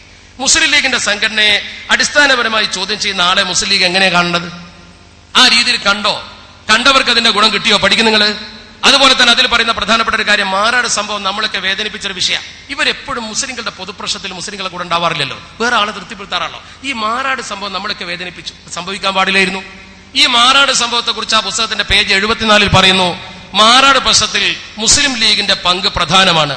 പ്രതികൾ മുഴുവൻ മുസ്ലിം ലീഗുകാരാണ്. അവിടുത്തെ ഖത്തീബ് ലീഗുകാരനാണ്, കാദി ലീഗുകാരനാണ്, പ്രസിഡന്റ് അവിടുത്തെ കാദി ലീഗ് പ്രസിഡന്റ് തങ്ങളാണ്. അതുകൊണ്ട് മുസ്ലിം ലീഗിന് അവിടെ എന്തൊക്കെയോ ഭയപ്പെടാനുണ്ട്. ഒരു ദുരൂഹത മുസ്ലിം ലീഗിനെതിരെ വരുത്തിയിരിക്കുക. സമുദായത്തോട് അങ്ങനെ ഒരു ദ്രോഹം ചെയ്യാൻ പാടുണ്ടോ? ഒരു ടെൻഷനുള്ള വിഷയത്തിൽ ഇങ്ങനെ എഴുതാൻ പാടുണ്ടോ? ചിന്തിക്കും നിങ്ങൾ. ഇ അഹമ്മദ് സാഹിബിന് കേന്ദ്രമന്ത്രി സ്ഥാനം കിട്ടിയതിനെ പച്ചയിൽ പരിഹസിച്ചു. എന്താ എഴുതിയിട്ടുള്ളത്? അതിന്റെ പേജ് 104 പറയുന്നു, ഇ അഹമ്മദ് കേന്ദ്രമന്ത്രി സ്ഥാനത്തേക്ക് തെരഞ്ഞെടുക്കപ്പെട്ടത് അറുക്കാൻ കൊണ്ടുപോകുന്ന പോത്തിന് കൊടുക്കുന്ന വെള്ളം പോലെയാണ്. അങ്ങനെ തന്നെ അവസ്ഥ, അതേ ഭാഷ. എന്നിട്ട് പറയുന്നു ആ വെള്ളം ദാഹം മാറാനോ ശരീരത്തിന് പിടിക്കാനോ അല്ല, അന്ത്യാഭിലാഷം നിറവേറ്റാനാണ്. അപ്പൊ ലീഗ് അസ്തമിക്കാൻ പോകണതിന്റെ അന്ത്യാഭിലാഷമാണ് കിട്ടിയെന്നാണ് പറയുന്നത്. മാത്രമല്ല ഇവർ കൃത്യമായി പറയുന്നു, മുസ്ലിം ലീഗ് എന്നൊരു സംഘടന ഒരു ഭാഗത്തുണ്ടായാൽ മറുഭാഗത്ത് മറ്റു സംഘടനകളും ഇതുപോലെ മതത്തിന്റെ പേരിൽ വർഗീയമായി വരും, അത് നമുക്ക് അപകടമാകും. എന്നിട്ട് അതിന്റെ അവസാനത്തെ അധ്യായത്തിൽ ലീഗ് നേതൃത്വത്തോട് എന്ന് പറഞ്ഞുകൊണ്ട് 25 ചോദ്യങ്ങൾ ചോദിക്കുന്നുണ്ട്. 25 ചോദ്യങ്ങൾ. ആ 25 ചോദ്യങ്ങൾ നിങ്ങളൊന്ന് വായിച്ചാൽ മണ്ണാർക്കാട് പുലരുന്നതിന്റെ മുമ്പ് തന്നെ അയാളെ ഇരുത്തേണ്ടടുത്ത് ഇരുത്തേണ്ടതായിരുന്നു എന്നാണ് ഞങ്ങൾക്ക് പറയാനുള്ളത്. ആ ഇരുത്തേണ്ടടുത്ത് ഇരുത്താത്തതിന്റെ ദോഷമാണ് മറ്റു മണ്ഡലങ്ങളൊക്കെ പലപ്പോഴും കണ്ടതും ഈ ഉമ്മത്ത് പലപ്പോഴും അനുഭവിച്ചതും പല സ്ഥലത്തും മദ്രസകൾക്ക് ചുമര് വെച്ചതും പല സ്ഥലത്തും അപകടകരമായ പ്രവർത്തനം നടന്നതും. ഇതിലൊക്കെ അയാൾ ആദ്യകാലത്ത് സഹായിച്ചത് സമുദായത്തിന്റെ മതസ്ഥാപനങ്ങളിൽ താല്പര്യമില്ലാത്ത ആളുകളായിരുന്നുവെന്ന് ചരിത്രം പഠിക്കുന്ന ഏതൊരാൾക്കും വളരെ കൃത്യമായി ബോധ്യപ്പെടും. അത് പരിശോധിക്കണം നമ്മള്. മാത്രമല്ല ഇദ്ദേഹം ഇപ്പോൾ ആഹ്വാനം ചെയ്തിരിക്കുന്നു പരസ്യമായിട്ട്. നേരത്തെ 89-ലാണ് ഇദ്ദേഹം ഇങ്ങനെ ഒരു ആഹ്വാനം ചെയ്തത്. 89-ന്റെ ശേഷമുള്ള ആദ്യത്തെ ആഹ്വാനമാണ് ഒരാളുടെ പേര് പറഞ്ഞിട്ട്. അതിന്റെ ശേഷം നടന്ന തെരഞ്ഞെടുപ്പിലൊക്കെ നേരത്തെ സൂചിപ്പിച്ചതുപോലെ വിജയാനന്തരം അതിന്റെ ക്രെഡിറ്റ് അവകാശപ്പെടുകയും ആന്റണി തിരുരങ്ങാടിൽ ജയിച്ചു. ജയിക്കുന്നത് വരെ അദ്ദേഹത്തിന്റെ കൂടെ ഇല്ലായിരുന്നു. ജയിക്കുന്നവരെ കൂടെ ഇല്ല. ജയിച്ചു കഴിഞ്ഞതിന് ശേഷം നേരെ ചെന്നിട്ട് തിരുവനന്തപുരത്ത് പോയിട്ട് പിന്തുണ കൊടുത്തു. അങ്ങനെ കൈ പിടിക്കുന്ന ഫോട്ടോ പിറ്റേന്ന് പത്രത്തിൽ വരുത്തിച്ച് എന്തൊരു മനോഹരം. അതുപോലെയുള്ള രാഷ്ട്രീയ ഞാണിന്മേൽ കളി. ഇതിന് അദ്ദേഹത്തിന് മലപ്പുറം ജില്ലയിൽ പലപ്പോഴും കൂട്ടുനിന്നിട്ടുള്ളത് നമുക്കറിയാം. ഇയാൾക്ക് പലപ്പോഴും മലപ്പുറം ജില്ലയിൽ കൂട്ടുനിന്നിട്ടുള്ളത് കോൺഗ്രസിന്റെ പ്രമുഖ നേതാവായ ബഹുമാന്യനായ ആര്യാടൻ മുഹമ്മദ് സാഹിബ. ഞങ്ങൾ അദ്ദേഹത്തോട് പലപ്പോഴും സംസാരിച്ചിട്ടുണ്ട്, നമ്മുടെ നേതാക്കളൊക്കെ സംസാരിച്ചിട്ടുണ്ട്. ഏത് മദ്രസ പള്ളി പ്രശ്നമുണ്ടായാലും ജബ്ബാറാജി ഇവിടെ ഉണ്ടായിരുന്നു, അദ്ദേഹത്തിന് അറിയാൻ പോയെന്ന് എനിക്കറിയില്ല. ജബ്ബാറാജിക്ക് അറിയാം, ഏത് മദ്രസ പള്ളി പ്രശ്നമുണ്ടായാലും ആര്യാടൻ മുഹമ്മദ് സാഹിബോട് ഇടപെടും. ഇയാൾക്ക് വേണ്ടി വക്കാലത്ത് പിടിക്കും, ഇയാൾക്ക് വേണ്ടി പോലീസിനെ ദുരുപയോഗം ചെയ്യും. ആ പോലീസിനെ ദുരുപയോഗം ചെയ്ത ആര്യാടൻ മുഹമ്മദ് സാഹിബിന് പോലും ഒരു പ്രതിസന്ധി ഘട്ടത്തിൽ ഇടതുപക്ഷം അധികാരത്തിൽ വരുമെന്ന് കണ്ടപ്പോ ഇയാൾ കളം മാറി ചവിട്ടിയെന്ന് മാത്രമല്ല, നിങ്ങൾ ഓർക്കണം, ഇയാൾക്ക് വേണ്ടി വക്കാലത്ത് പിടിച്ചിരുന്ന ആര്യാടൻ മുഹമ്മദ് സാഹിബിന്റെ മകൻ നിലമ്പൂർ നിയോജകമണ്ഡലത്തിൽ 11,504 വോട്ടിന് മധുരമായി തോറ്റു. നിങ്ങൾ മനസ്സിലാക്കണം. എന്താ തോൽപ്പിച്ചത്? ആരാ? അവരെന്നെ തോൽപ്പിച്ചത് എന്നവർ പറയും. പക്ഷേ അതിലൊരുപാട് ഘടകങ്ങൾ വേറെ കൂടിച്ചേർന്നിരിക്കാം. ഇവരെന്തുകൊണ്ട് സഹായിച്ചില്ല? 2011 5,598 വോട്ടിന് ആര്യാടൻ മുഹമ്മദ് സാഹിബ് വിജയിച്ച പ്രദേശത്തല്ലേ ഇത് സംഭവിച്ചത്? എന്തേ അങ്ങനെ സംഭവിക്കാൻ? അങ്ങനെ സംഭവിക്കാൻ പാടില്ലല്ലോ. അവിടെ ശരിക്കും സംഭവിച്ചത് എന്താണെന്ന് പരിശോധിച്ചാൽ കാണാൻ കഴിയും. അവിടെ പോലും UDFന്റെ ഒരു മണ്ഡലത്തിൽ പോലും ഇവർ സഹായിച്ചിട്ടില്ല. അതേ സമയത്തോ ആളുകളോട് ഇപ്പൊ PB അബ്ദുൾ റസാഖ് സാഹിബ് ഒരു അഭിമുഖം പത്രത്തിൽ പറയുന്ന, ഒരു TV-യിൽ പറയുന്നത് ഞാൻ കേട്ടു. എന്നെ സഹായിക്കുമെന്ന് എന്നോട് പറഞ്ഞിട്ടുണ്ട്. സുരേന്ദ്രനോടും അദ്ദേഹം നേരത്തെ അത് പറഞ്ഞിട്ടുണ്ട്. രണ്ടാളോടും പറഞ്ഞിട്ടുണ്ട്. നേരത്തെ കത്ത് കൊടുത്ത കഥ ഇവിടെ സൂചിപ്പിച്ചതുപോലെ എല്ലാ ആളുകളോടും പറഞ്ഞിട്ടുണ്ട്. നിങ്ങളെ ജയിക്കുമെന്ന് സാധ്യതയുള്ള സ്ഥാനാർത്ഥികളോടൊക്കെ 2 കൂട്ടരെയും ഒറ്റയ്ക്ക് വിളിച്ചിട്ട് അദ്ദേഹം പറയും, നിങ്ങളെ വോട്ട്, നിങ്ങൾക്കാണ് എന്റെ വോട്ട്. ആ രീതിയിൽ കൃത്യമായി കളവ് പറയാൻ മടിയില്ലാത്ത KT മാനുമുസ്ലിയുടെ വാചകം ഞാൻ ഓർക്കുന്നു. ഞാനല്ല പറയുന്നത്, എനിക്കത് പറയാൻ മാത്രമുള്ള ത്രാണിയില്ല. അദ്ദേഹം നേരത്തെ ഷംസു സാഹിബ് പറഞ്ഞ പോലെ നമ്മുടെയൊക്കെ മേലെ ഒരു പണ്ഡിതനല്ലേ എന്ന് കരുതിയിട്ടെങ്കിലും വിനയം കാണിക്കാൻ നമുക്ക് ഓർക്കണം. നിങ്ങൾ KT മാനുമുസ്ലിയാർ പറയാറുണ്ടായിരുന്നു, ഉണ്ണാനും കളവ് പറയാനും മാത്രം വായ തുറക്കുന്ന ഒരാൾ. അത് നല്ലൊരു ഫിറ്റായ വാചകമാണ്. നിങ്ങൾ നോക്കണം. ആ രീതിയിൽ നമ്മുടെ സമൂഹത്തിൽ ആഹ്വാനം ചെയ്ത ആള് മഞ്ചേശ്വരത്ത് BJPക്ക് പിന്തുണ പ്രഖ്യാപിച്ചു, അവർ തോറ്റു. നേമത്ത് പിന്തുണ പ്രഖ്യാപിച്ചില്ല, അവിടെ ജയിക്കുകയും ചെയ്തു. അതാ സംഭവം. BJPക്ക് പോലും ഇയാൾ പിന്തുണ കൊടുത്താൽ പിന്നെ കഴിയും അതിന്റെ കഥ. ഇവിടെ നമുക്ക് മുസ്ലിം ലീഗിന്റെ പൊതുപ്രവർത്തകരോട് ഉപദേശിക്കാൻ നമുക്ക് കഴിയില്ല, പക്ഷെ അപേക്ഷിക്കാം. നിലപാടിൽ ഉറച്ചു നിൽക്കാൻ മുസ്ലിം ലീഗ് തന്നെ കാണിച്ച മാർഗം മുമ്പിലുണ്ടല്ലോ. നിലപാടിൽ ഉറച്ചു നിൽക്കാൻ മുസ്ലിം ലീഗ് തന്നെ കാണിച്ച മാർഗം മുന്നിലുണ്ട്. അതാ നമ്മൾ മനസ്സിലാക്കേണ്ടത്. ആ ആവശ്യം എന്താണ് എന്ന് ഞാൻ നേരത്തെ ആ പുസ്തകം സൂചിപ്പിച്ചപ്പോൾ നിങ്ങൾക്ക് ബോധ്യമില്ലേ? മാത്രമല്ല ഇവരുടെ 2006 ജൂലൈ മാസത്തെ സുന്നത്ത് മാസികയുണ്ട്, അതൊന്ന് എടുത്തു നോക്കണം. ആ സുന്നത്ത് മാസികയിൽ ഒരു ചോദ്യമുണ്ട്. ചോദിക്കുന്ന ആള്, ഒരു മണ്ഡലത്തിൽ 2 മുജാഹിദ് മത്സരിച്ചാൽ നമ്മൾ എന്താ ചെയ്യാന്ന്? ഒരു മസാലയാണല്ലോ. 2 മുജാഹിദ് മത്സരിച്ച ആൾക്കാർ വോട്ട് ചെയ്യാൻ സുന്നികളെ തീരുമാനിക്കണല്ലോ. അതിന് ഇവരുടെ സുന്നത്ത് മാസികയിൽ ആധികാരിക മറുപടി എന്താ? നമ്മളെ സംബന്ധിച്ചിടത്തോളം നമുക്ക് ഏറ്റവും ബുദ്ധിമുട്ടുള്ളത് മുസ്ലിം ലീഗിനെ മുജാഹിദ് കൊണ്ടാണ്, അതുകൊണ്ട് മുസ്ലിം ലീഗ് അല്ലാത്ത മറ്റേ മുജാഹിദിന് വോട്ട് ചെയ്താൽ മതി എന്ന്. അപ്പൊ ലീഗാവുന്ന മുജാഹിദിന് നല്ല ഫത്വ കൊടുത്ത് ഈ രീതിയിൽ മുസ്ലിം ലീഗിനെ എവിടെയുണ്ടെങ്കിലും പരാജയപ്പെടുത്തുന്ന ഒരു സമീപനം സ്വീകരിച്ച ഈ വിഭാഗം ആളുകളെ വിശ്വാസത്തിലെടുക്കരുത് എന്ന് നമ്മൾ പറയുമ്പോൾ പലർക്കും അവർ സഹായിച്ചേക്കാമെന്നൊരു തോന്നലുണ്ടാവാറുണ്ട്. അവർക്കെതിരെ ശരിക്കും ക്യാമ്പയിൻ നടത്തി ആ മനസ്സിൽ നിന്ന് മുസ്ലിം ലീഗിന്റെ വിരുദ്ധത തുടച്ചു നീക്കി അവരെ കൊണ്ടുവരാൻ പറ്റിയില്ലെങ്കിൽ തീർച്ചയായും അത് നട്ടമായിരിക്കും. കാരണം മുസ്ലിം ലീഗിന്റെ നയം എന്ന് പറയുമ്പോൾ ഞാൻ ഇപ്പോഴും ഓർക്കുന്നു, 2004 വിവാദം കത്തി നിൽക്കുന്ന സമയത്ത് 2004 ജൂലൈ 13 ചന്ദ്രികയിൽ ബഹുമാനപ്പെട്ട PK കുഞ്ഞാലിക്കുട്ടി സാഹിബ് എഴുതിയ ഒരു കുറിപ്പുണ്ട്. അതുപോലെ തന്നെ അദ്ദേഹത്തിന്റെ പ്രസ്താവന. അതുപോലെ 1993 നവംബർ 25 വ്യാഴാഴ്ച ചന്ദ്രികയുടെ എഡിറ്റോറിയൽ ഉണ്ട്. എന്റെ പ്രിയപ്പെട്ട മുസ്ലിം ലീഗിന്റെ സുഹൃത്തുക്കൾക്ക്, അതുപോലെ പൊതുവായ സമൂഹത്തിന്റെ അറിവിന് വേണ്ടി ഞാനത് വായിക്കാം. 1993 നവംബർ 25 വ്യാഴം ചന്ദ്രികയുടെ എഡിറ്റോറിയൽ എന്ന് പറയുമ്പോൾ ആധികാരിക രേഖയാണ്. അത് എഴുതാനുള്ള കാരണം, അന്ന് മുസ്ലിം ലീഗ് ഒരു പൊതുസംഘടന ഉണ്ടാക്കി, അഥവാ മാസമുറപ്പിക്കലും മറ്റു കാര്യങ്ങളൊക്കെ ഏകീകരിക്കുന്നതിന് വേണ്ടി ഒരു മുസ്ലിം ഐക്യവേദി സമത്വ കേരള ജംഇയ്യത്തുൽ ഉലമയുടെ അതുപോലെ തന്നെ മറ്റു മതസംഘടനകളൊക്കെ പ്രാതിനിധ്യത്തോടു കൂടി പാണക്കാട് സയ്യിദ് മുഹമ്മദ് അലി ശിഹാബ് തങ്ങൾ അടക്കമുള്ള മഹത്തുക്കൾ ഒരുമിച്ച് കൂടിയിട്ട് നല്ല മനോഹരമായ ഒരു ഐക്യവേദി ഉണ്ടാക്കി. ആ ഐക്യവേദിയിലേക്ക് AP വിഭാഗത്തെ ക്ഷണിച്ചില്ല. ഈ വിഭാഗത്തെ ക്ഷണിക്കാതെ വന്നപ്പോൾ അത് ആരോപണം ഉന്നയിച്ചുകൊണ്ട് മാധ്യമം ദിനപത്രത്തിൽ വാർത്ത വന്നു. അവർ ഇതൊരു പ്രശ്നമാക്കി പർവ്വതീകരിച്ചു. അപ്പൊ ചില പത്രങ്ങൾ അത് ഏറ്റെടുത്തു, വാർത്താ മാധ്യമങ്ങൾ ഏറ്റെടുത്തപ്പോ ചന്ദ്രിക അതിന് കൃത്യമായൊരു മറുപടി കൊടുത്തു. ഞാൻ എന്റെ മുസ്ലിം ലീഗിന്റെ പ്രിയപ്പെട്ട സുഹൃത്തുക്കളെ അത് ഓർമ്മിപ്പിക്കാൻ ആഗ്രഹിക്കുക. ചന്ദ്രിക കൊടുത്ത മറുപടി ഇങ്ങനെ, ഞാൻ വായിക്കാം, കൃത്യമായി അക്ഷരം വിടാതെ വായിക്കാം. കൂടുതൽ ഇങ്ങനെ എഴുതി വന്നിട്ട് അതിന്റെ അവസാനത്തെ പാരഗ്രാഫിൽ പറയുന്നു, AP വിഭാഗം എന്ന് പറയുന്നത് ഒരു ഗ്രൂപ്പ് മാത്രമാണ്. കേരളത്തിലെ 95% മഹല്ലുകളിലും സ്വാധീനമുള്ള സംഘടന സമത്വ കേരള ജംഇയ്യത്തുൽ ഉലമയാണ്. കേരള മുസ്ലിങ്ങളിലെ ഭൂരിപക്ഷത്തെ പ്രതിനിധീകരിക്കുന്നതും ആ സംഘടനയാണ്. അവരുമായി ആദർശപരമായോ വീക്ഷണപരമായോ ആയ ഭിന്നത മറുഭാഗത്ത് ഇല്ലാത്തതുകൊണ്ട് സുന്നി വിഭാഗത്തിന്റെ ആധികാരിക സംഘടന എന്ന നിലയിൽ സമത്വയെ ക്ഷണിച്ചതിൽ തെറ്റുണ്ടെന്ന് പറയാനാകില്ല. മാത്രവുമല്ല, പൊതുപ്രശ്നങ്ങളിൽ മുസ്ലിങ്ങൾ ഒന്നിച്ചിരിക്കുന്നതിനെ എതിർത്തവരാണ് മറുഭാഗം എന്ന വസ്തുത മുമ്പ് അതിന്റെ പേരിൽ അവരെ വിമർശിച്ചവർ ലീഗ് വിരോധത്തിന്റെ പേരിൽ വിസ്മരിച്ചിരിക്കുകയാണ്. ഈ നിലപാടിൽ ഉറച്ചു നിന്നാൽ ഒരു പ്രശ്നവും ഇവിടെ സംഭവിക്കൂല. ബഹുമാന്യനായ PK കുഞ്ഞാലിക്കുട്ടി സാഹിബ് അതിശക്തമായി പറഞ്ഞൊരു വാചകമുണ്ട്.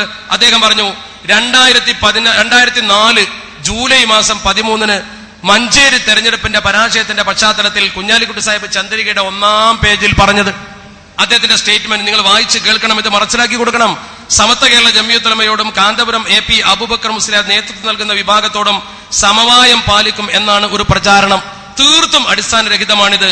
സമത്വ കേരള ജംഇയ്യത്തുൽ ഉലമ പരമ്പരാഗതമായി മുസ്ലിം സമുദായത്തിന് നേതൃത്വം നൽകുന്ന ആധികാരിക സംഘടനയാണ്. ലീഗ് അണികൾ ബഹുഭൂരിപക്ഷവും അഹ്ലുസ് സുന്നത്തി വൽ ജമാഅത്തിൽ വിശ്വസിക്കുന്നവരും സമത്വയെ ആദരിക്കുന്നവരുമാണ്. ഭൂരിപക്ഷം പള്ളികളും മതസ്ഥാപനങ്ങളും സ്ഥാപിക്കുകയും പരിപാലിക്കുകയും ചെയ്യുന്നത് സമത്വയാണ്. സമത്വയോടുള്ള ലീഗിന്റെ സുദൃഢമായ ബന്ധം ഒരു തെരഞ്ഞെടുപ്പ് പരാജയങ്ങളുടെ അടിസ്ഥാനത്തിൽ അവലോകനം ചെയ്യേണ്ട വിഷയം പോലുമല്ല. പരമ്പരാഗതമായി പാണക്കാട് കുടുംബം ഈ 2 സംഘടനകൾക്കും നേതൃത്വം നൽകി പോരുന്നു. ഇതിലൊന്നും മാറ്റം വരുത്തേണ്ട പ്രശ്നം ഉദിക്കുന്നില്ല. കാന്തപുരം AP അബൂബക്കർ മുസ്ലിയാർ നേതൃത്വം നൽകുന്ന വിഭാഗവുമായി ലീഗിന് അടിസ്ഥാനപരമായി തന്നെ വിയോജിപ്പുണ്ട്. PK കുഞ്ഞാലിക്കുട്ടി സാഹിബിന്റെ സ്റ്റേറ്റ്മെന്റ് ആണ്. ചന്ദ്രിക 2004 ജൂലൈ 13 കൃത്യമായി നിങ്ങൾക്ക് വായിക്കാൻ കഴിയും. ഇവിടെ നമ്മൾ കാണുന്നത് ഈ രീതിയിലൊക്കെ നിലപാടുകൾ സ്വീകരിക്കുമ്പോഴും ചില ആളുകൾ അഴകുടമ്പ നയം സ്വീകരിച്ചുകൊണ്ട് ചില മദ്രസ പള്ളി പ്രശ്നത്തിൽ ഇവർക്ക് അരുനിന്നു കൊടുക്കുകയും അവരെ സഹായിക്കാൻ മുന്നോട്ട് വരികയും ചെയ്യുന്നതിന്റെ ചെറിയ ഒരു പിൻബലത്തിലാണ് അവർ ചില മഹല്ലത്തുകളിൽ ചില സ്ഥാപനങ്ങളുമായി പിടിച്ചു നിൽക്കുന്നത്. ഞങ്ങൾ പറയുന്നു, അവരുടെ ഒരു സ്ഥാപനവും ഞങ്ങൾക്ക് വേണ്ട, അന്യന്റെതൊന്നും കയ്യേറാൻ ഞങ്ങൾ പോകാറില്ല.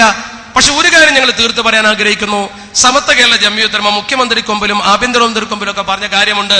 ഒരു പ്രദേശത്ത് ജലബോർഡിൽ കൂടി ഭൂരിപക്ഷം ആർക്കാണോ, അതുപോലെ തന്നെ അടിസ്ഥാന രേഖകൾ ആർക്കാണോ, ഏത് സംഘടനയിലാണോ രജിസ്റ്റർ ചെയ്തിട്ടുള്ളത്, അത് നടപ്പാക്കി കൊടുക്കണം. അവിടെ പിന്നെ ബഹളമുണ്ടാക്കി കുഴപ്പം സൃഷ്ടിക്കാൻ അവരെ സമ്മതിക്കരുത്.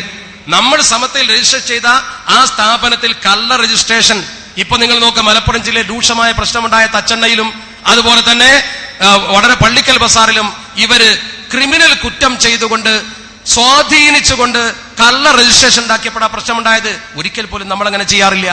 അത്തരം സമീപനങ്ങൾ സ്വീകരിക്കുന്നതിനെ തടുക്കാനാണ് നമ്മൾ ശ്രമിക്കേണ്ടത്. അവിടെ നിന്നുകൊണ്ട് സമത്വ കേരള ജംഇയ്യത്തുൽ ഉലമയെ സഹായിക്കുവാനും അതിന്റെ ഒപ്പം നിൽക്കുവാനും തയ്യാറായാൽ ഈ പ്രശ്നങ്ങൾ മുഴുവൻ അവസാനിക്കുമെന്നാണ് പറയാനുള്ളത്. മാത്രമല്ല, ഈ മണ്ഡലത്തിൽ അവർ ചെയ്ത പ്രവർത്തനത്തെ ആർക്കെങ്കിലും അംഗീകരിക്കാൻ പറ്റുമോ? അള്ളാഹുവിന്റെ പരിശുദ്ധ ദീനിൽ വിശ്വസിക്കുന്ന ഒരു മനുഷ്യന് വിഘടിത വിഭാഗത്തിൽപ്പെട്ട ആളുകൾ ഈ ശബ്ദം കേൾക്കുമെന്ന് എനിക്ക് ഉറപ്പുണ്ട്. അവരോട് ഞാൻ പറയുന്നു, നിങ്ങൾ എന്തൊക്കെ ഇവിടെ പറഞ്ഞു, നിങ്ങൾ ദുആ ചെയ്തു, കരഞ്ഞു, നിങ്ങൾ പ്രത്യേകമായി ആളുകളെ അതിനുവേണ്ടി സജ്ജമാക്കി മുസഹഫ് കൊടുത്തുകൊണ്ട് വീട്ടിൽ പോയിട്ട് ആ മുസഹഫ് വെച്ച് സത്യം ചെയ്യിച്ചില്ലേ? നിങ്ങൾ സകല സ്ത്രീകളുടെയും കയ്യിൽ മുസഹഫ് കൊടുത്തിട്ട് ആണുങ്ങളില്ലാത്ത സമയത്ത് വീട്ടിൽ ചെന്നുകൊണ്ട് മുസഹഫ് കൊടുത്ത് ശംസുദ്ദീനെതിരെ വോട്ട് ചെയ്യണം, അരിവാളിന് വോട്ട് ചെയ്യണമെന്ന് ഫുർഖാനുൽ അദീം വെച്ച് നിങ്ങൾ സത്യം ചെയ്യിച്ചില്ലേ? നിങ്ങൾക്കതില്ല എന്ന് പറയാൻ പറ്റുമോ? നിങ്ങൾ കോഴിമുട്ടയിൽ എഴുതി ഒരുപാട് കൊടുത്തു എന്നും കേൾക്കുന്നു. പിന്നെ പറഞ്ഞു കോഴിമുട്ട ചൈന കോഴിമുട്ടയായിരുന്നു, വ്യാജ കോഴിമുട്ട ആയതുകൊണ്ടാണ് ഭരിക്കാതിരുന്നത്, അങ്ങനെയും പറഞ്ഞു. എന്താവട്ടെ, നിങ്ങൾ ചെയ്ത പ്രവർത്തനങ്ങൾ നോക്ക്. നിങ്ങൾ അരി വിതരണം നടത്താൻ തയ്യാറായി, ഒരു ഫ്ലൈറ്റ് തന്നെ ചാർട്ട് ചെയ്ത് വരുന്നുണ്ടെന്ന് പറഞ്ഞു.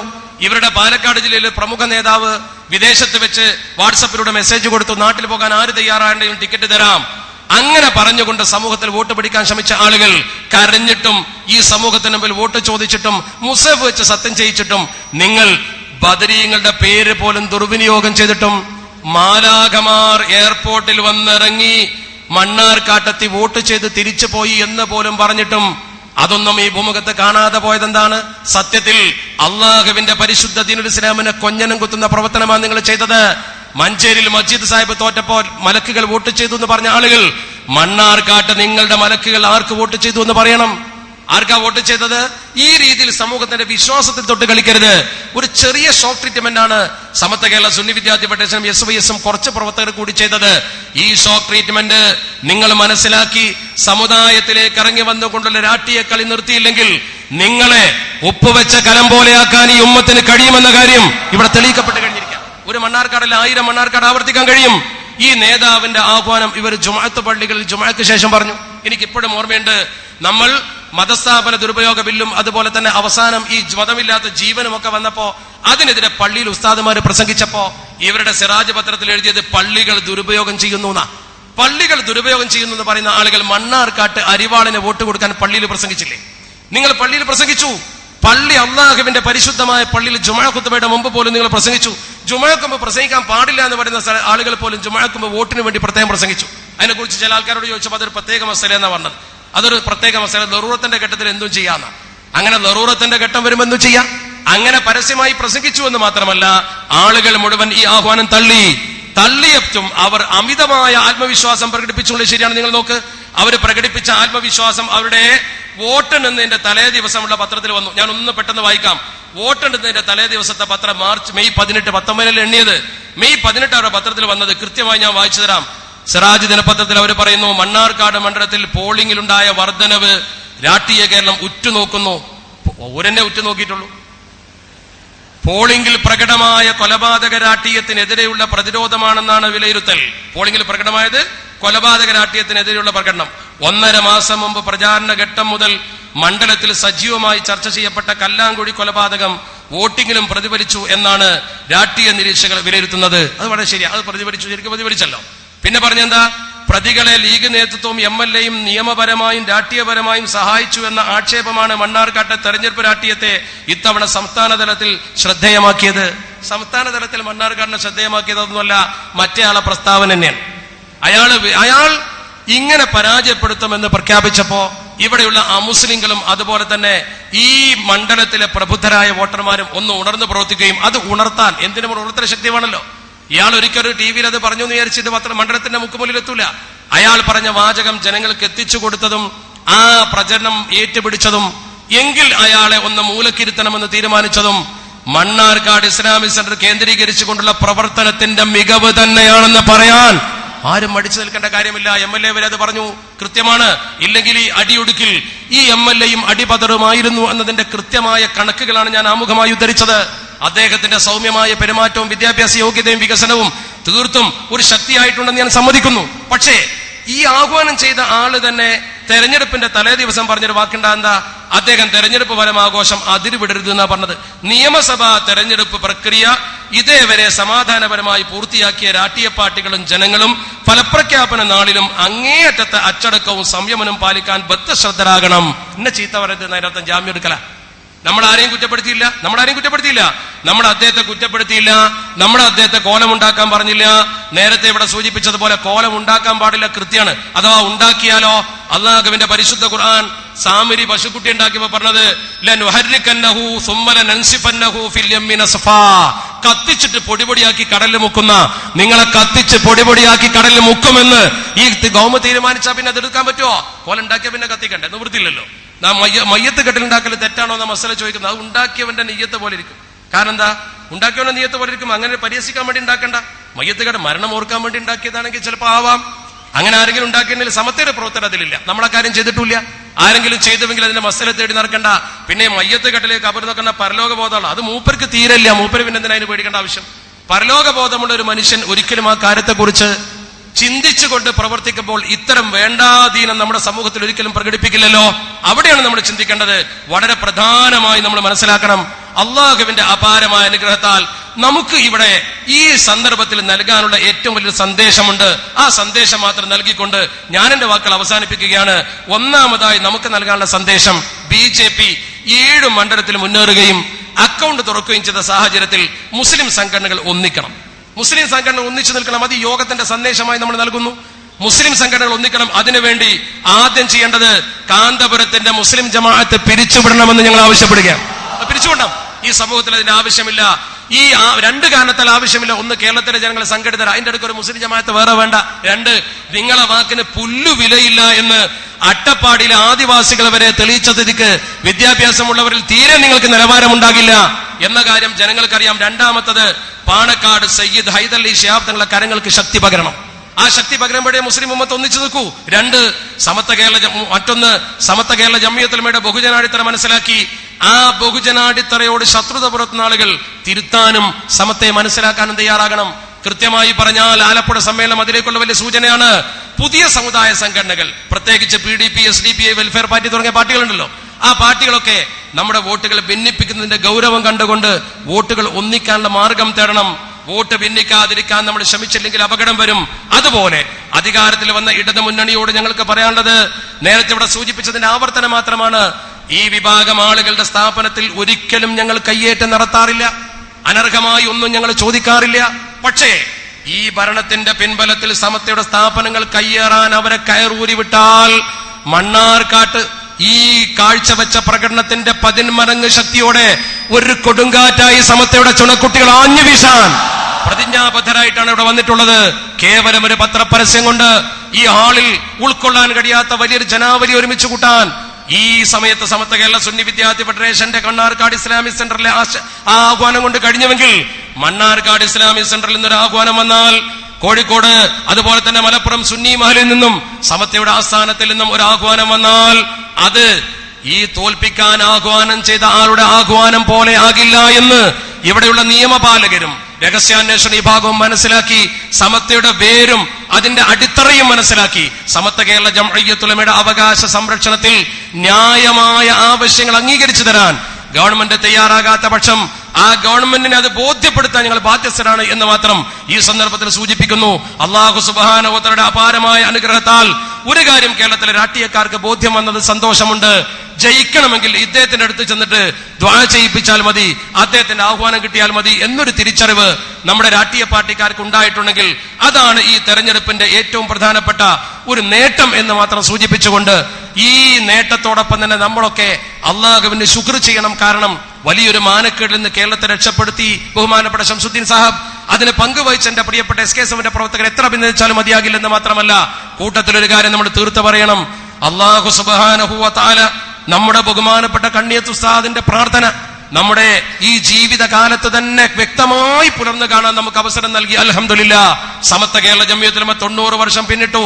100ാം വാർഷികം സമത്വ ആഘോഷിക്കുമ്പോ ആ 100ാം വാർഷികത്തിന്റെ ആഘോഷവേളയിൽ ഇങ്ങനെ ഒരു സംഘടന തന്നെ ഭൂമുഖത്തില്ലാത്ത വിധം അത് തുടച്ചു നീക്കപ്പെടാൻ ആവശ്യമായ പ്രവർത്തനം ഏറ്റെടുക്കണം നിങ്ങൾ എന്ന് പറഞ്ഞുകൊണ്ട് അതിശക്തമായ ബോധന പ്രവർത്തനങ്ങൾക്ക് SKSFന്റെ SYSന്റെ പ്രവർത്തകർ മുന്നിട്ടിറങ്ങണമെന്ന അപേക്ഷയോടുകൂടി ഒരിക്കൽ കൂടി മണ്ണാർക്കാട്ട പ്രബുദ്ധരായ വോട്ടർമാരെയും അതിന് കളമൊരുക്കിയ പാർട്ടിയുടെ ചിട്ടയൊത്ത പ്രവർത്തനത്തെയും അതോടൊപ്പം അവരെ സഹായിച്ച SKSFന്റെ പ്രവർത്തകർ സമത്വയുടെ കൊടിയോ ബോർഡോ ബാനറോ ഇല്ലാതെ വ്യക്തിപരമായി മാത്രം പ്രവർത്തിച്ച പ്രവർത്തകരെ അഭിനന്ദിച്ചുകൊണ്ട് ഞാൻ വിടവാങ്ങുന്നു. അസ്സലാമു അലൈക്കും വറഹ്മത്തുള്ളാഹി വബറകാതുഹു.